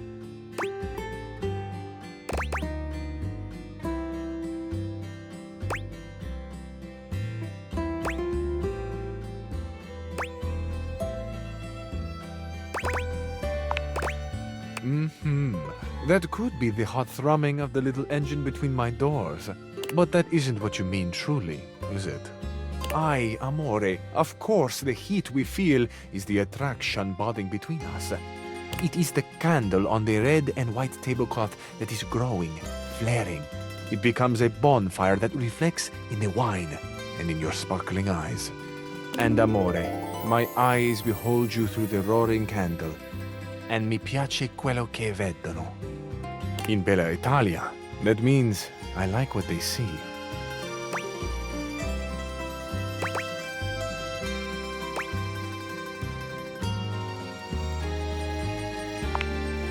We can arrange that, amore. Anything is possible for those who are guided by love. Now tell me, you have heard the date I have planned for us. We are already staring at each other through the flames of desire. What would you talk about now? Tell me, amore, what would you have me say? What can I offer you to inflame your heart, to please your gentle ears?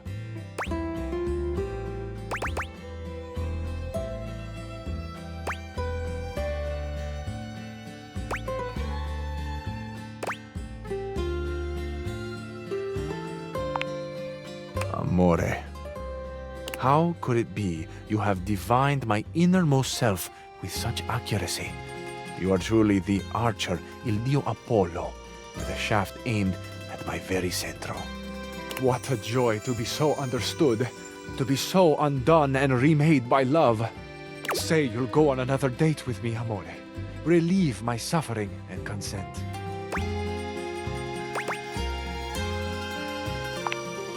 In the meantime, amore, I will dream of you.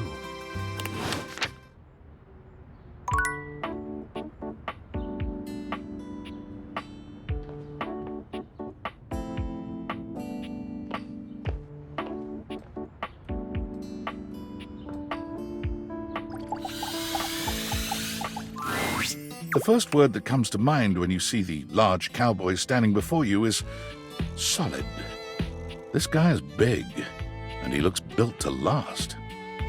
You might be intimidated were it not for the kind expression on his face and the sweet way he doffs his hat at you. No one's ever asked you this, but if you had been asked to imagine what your table might look like as a human, you think this would be pretty close.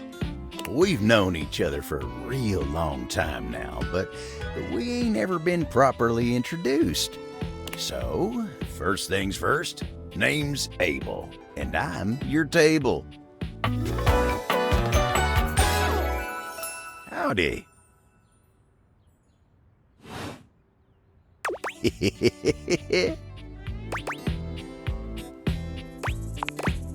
Pleasure's all mine. You know, as a table, it's my job to hold things up all over the house. And I take my job real serious. So, if you're here talking to me now, you must need something more than just my support. And if there's one thing Abel's gonna do, it's make sure everyone in this house has what they need. So, what can I do you for? There's gotta be something.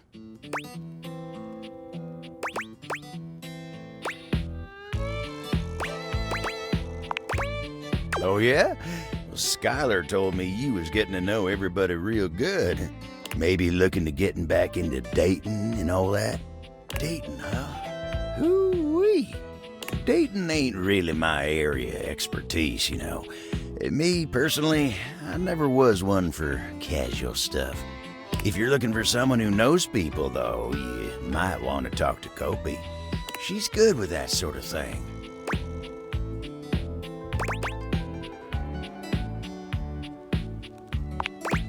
Oh, heck, I don't know. All that talking and whatnot. Trying to fit each other's history into bite-sized portions. Oh, it just ain't my speed.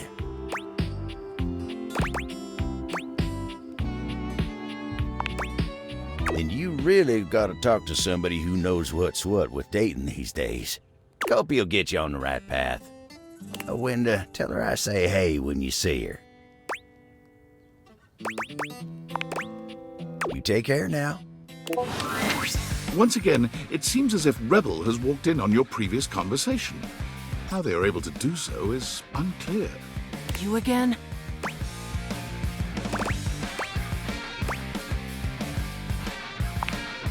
And you're in my wet dreams. Well, I'm here. Choose an option, butt blaster.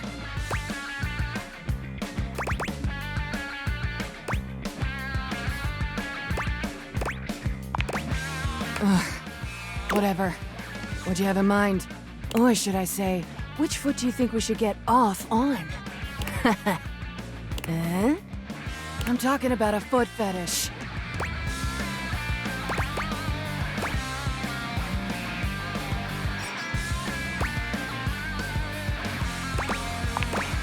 Oh, did you? Did you get it?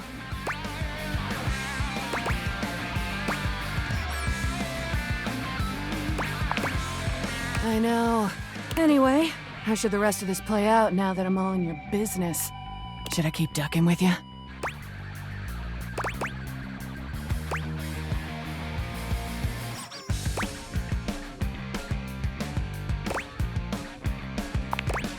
Great. Well, here's your chance. I do agree that you kind of shat all over our first encounter, which in some circumstances might even be okay.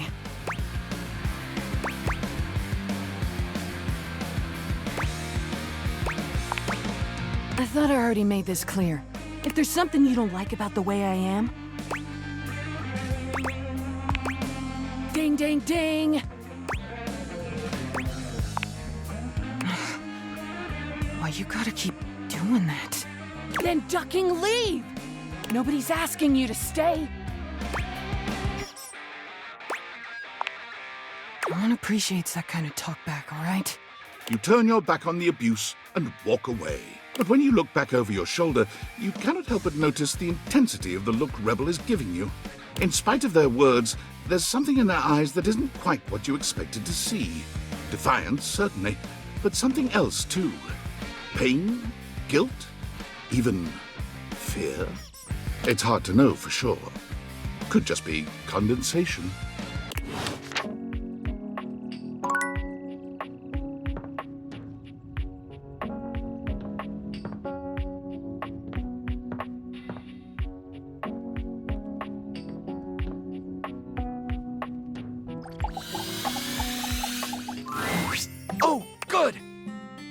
I'm excited, I'm expressive, everyone's ready to go to the zoo. Don't worry about it. I've been thinking, and here I believe is the best way to organize our efforts. Creativity is for naught without some solid logistics. I know how I'd like to start my book. I've got this fantastic detective character named Wen that I've been working on for a while, and he's going to be our hero. What I need from you, though, is help with creating an outline. If you will, help me to create a framework. And then, once we have that, I will take it and go into my secret writer's cubby and create the entirety of the book, which I can absolutely do in a night. And believe you me, it will be perfection. But the outline, that's the hard part for me. Will you help? Does that sound doable? Yes, let us boogie. So, here's what I'm thinking about Wen. Detective Xander Wen. He is a hard-boiled detective living in the big city of Sprawlsville, and he is a magnet for crimes. Which works out just fine, because he's also a genius at solving them. Now, just to be clear with you, I haven't fully settled on writing a hard-boiled crime drama to go with my hard-boiled detective. The way I see it, Detective Wen is capable of getting himself into and out of almost any kind of trouble imaginable. I suppose this is why I've been having so much trouble writing this on my own. Xander Wen could do just about anything. I'm asking you to help me create his first story from infinite possibilities. Well, shall we get started? Excellent! I'll give you the first line, of which I'm very proud, and we'll run with it from there. Detective Xander Wen went out the door, looking for crimes.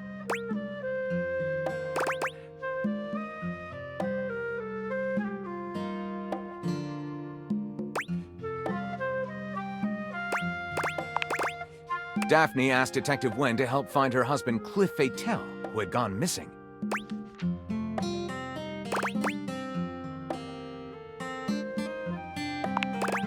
Wen investigates the squid cannery, where he talks to the foreman, a foreboding and mysterious communist named Gregor Privyet.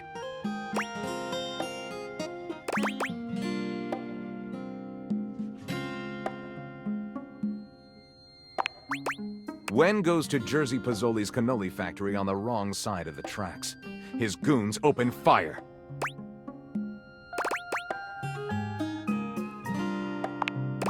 There's a framed picture labeled Cliff Fatel and Jersey Pozzoli, shaking hands.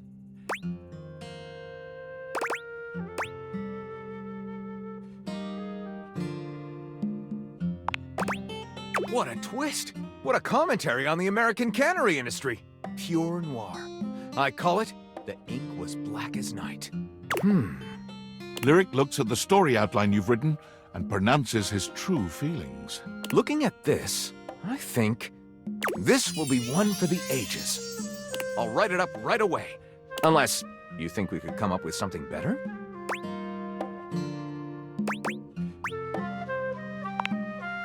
See you soon, partner.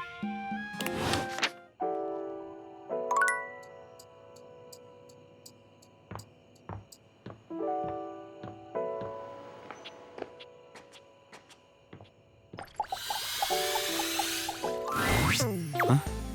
Oh. Hi. Sorry, I'm just trying to suck up this speck of dust. Give me a second. Hoove huffs and puffs, but try as he might, he can't quite manage to capture the dust he's aiming for.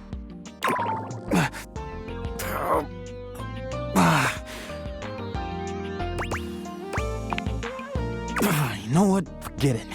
My suction is no good anymore. I have no room for it anyway. So, what's up?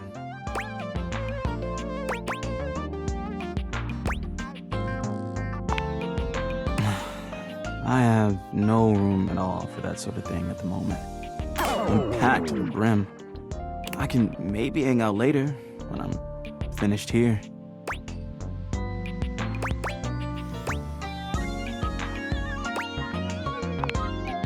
Yeah, I don't know. Anyway, no hard feelings, but I should go. When you come back, I'll try to be free, but no promises.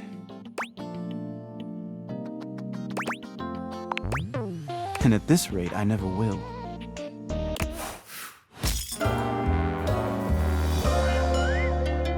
You suck.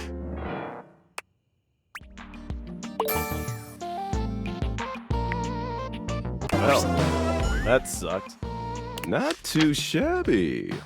You know, I'm not one for friendship much, but I think it's time we scooch up our relationship a half notch so I can throw you a bone in the form of specs points. We compadres now, you hear?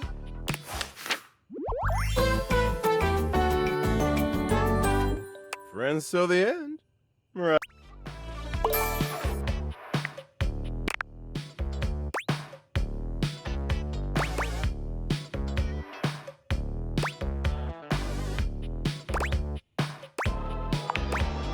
Oh, I can't wait. But look, I really do see potential in you. Maybe this time I can teach you my ways.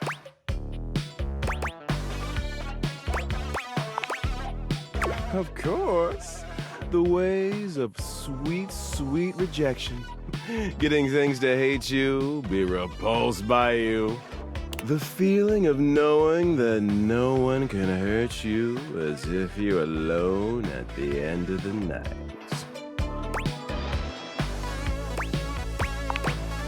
What's there not to know? I'm talking about a happy life here.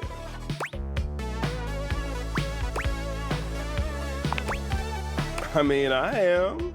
It's the only thing I can count on. And hey, getting a hate ending with these chumps around here is real easy if you ask me. Plus, you get the same amount of points.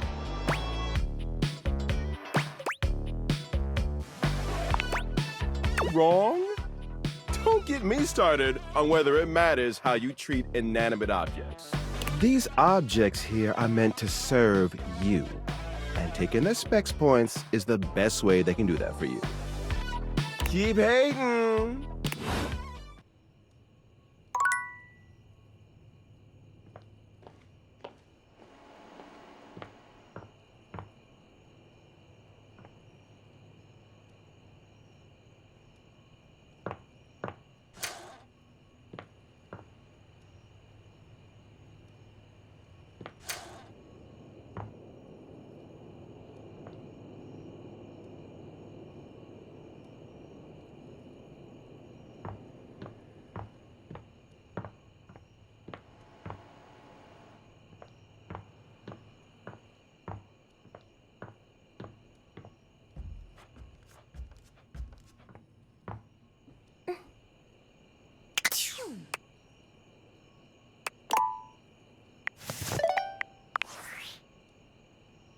It's me.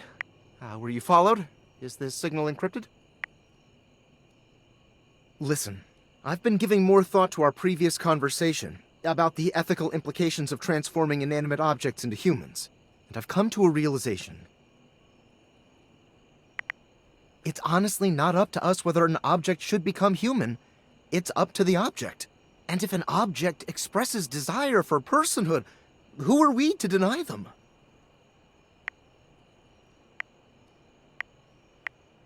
Yep. I did discover one other interesting piece to all this. After analyzing the data, it appears that certain objects can only become human if the Dateviator user possesses the necessary personality traits. I'm not sure why. I theorize it's because certain character attributes emit an energy vibration on the same resonant frequency as the molecules of a particular inanimate object. But in all honesty, it's likely a mystery that science will never solve. That science will never solve. Regardless, I was able to discover which personality traits seem to resonate with each inanimate object, and I've uploaded that data into the Dateviators. I've labeled it Realization Recipes. You should be able to access those files now. I'm so sorry, but there's no time. Valdivian's goons were closing in, so I was forced to flee to a country in South America to avoid detection, and my cell carrier's overseas data plan is very limited. Seriously? 10 megabytes a day? I can barely send a GIF, what a joke! Remember, check the Dateviators for the Realization Recipes.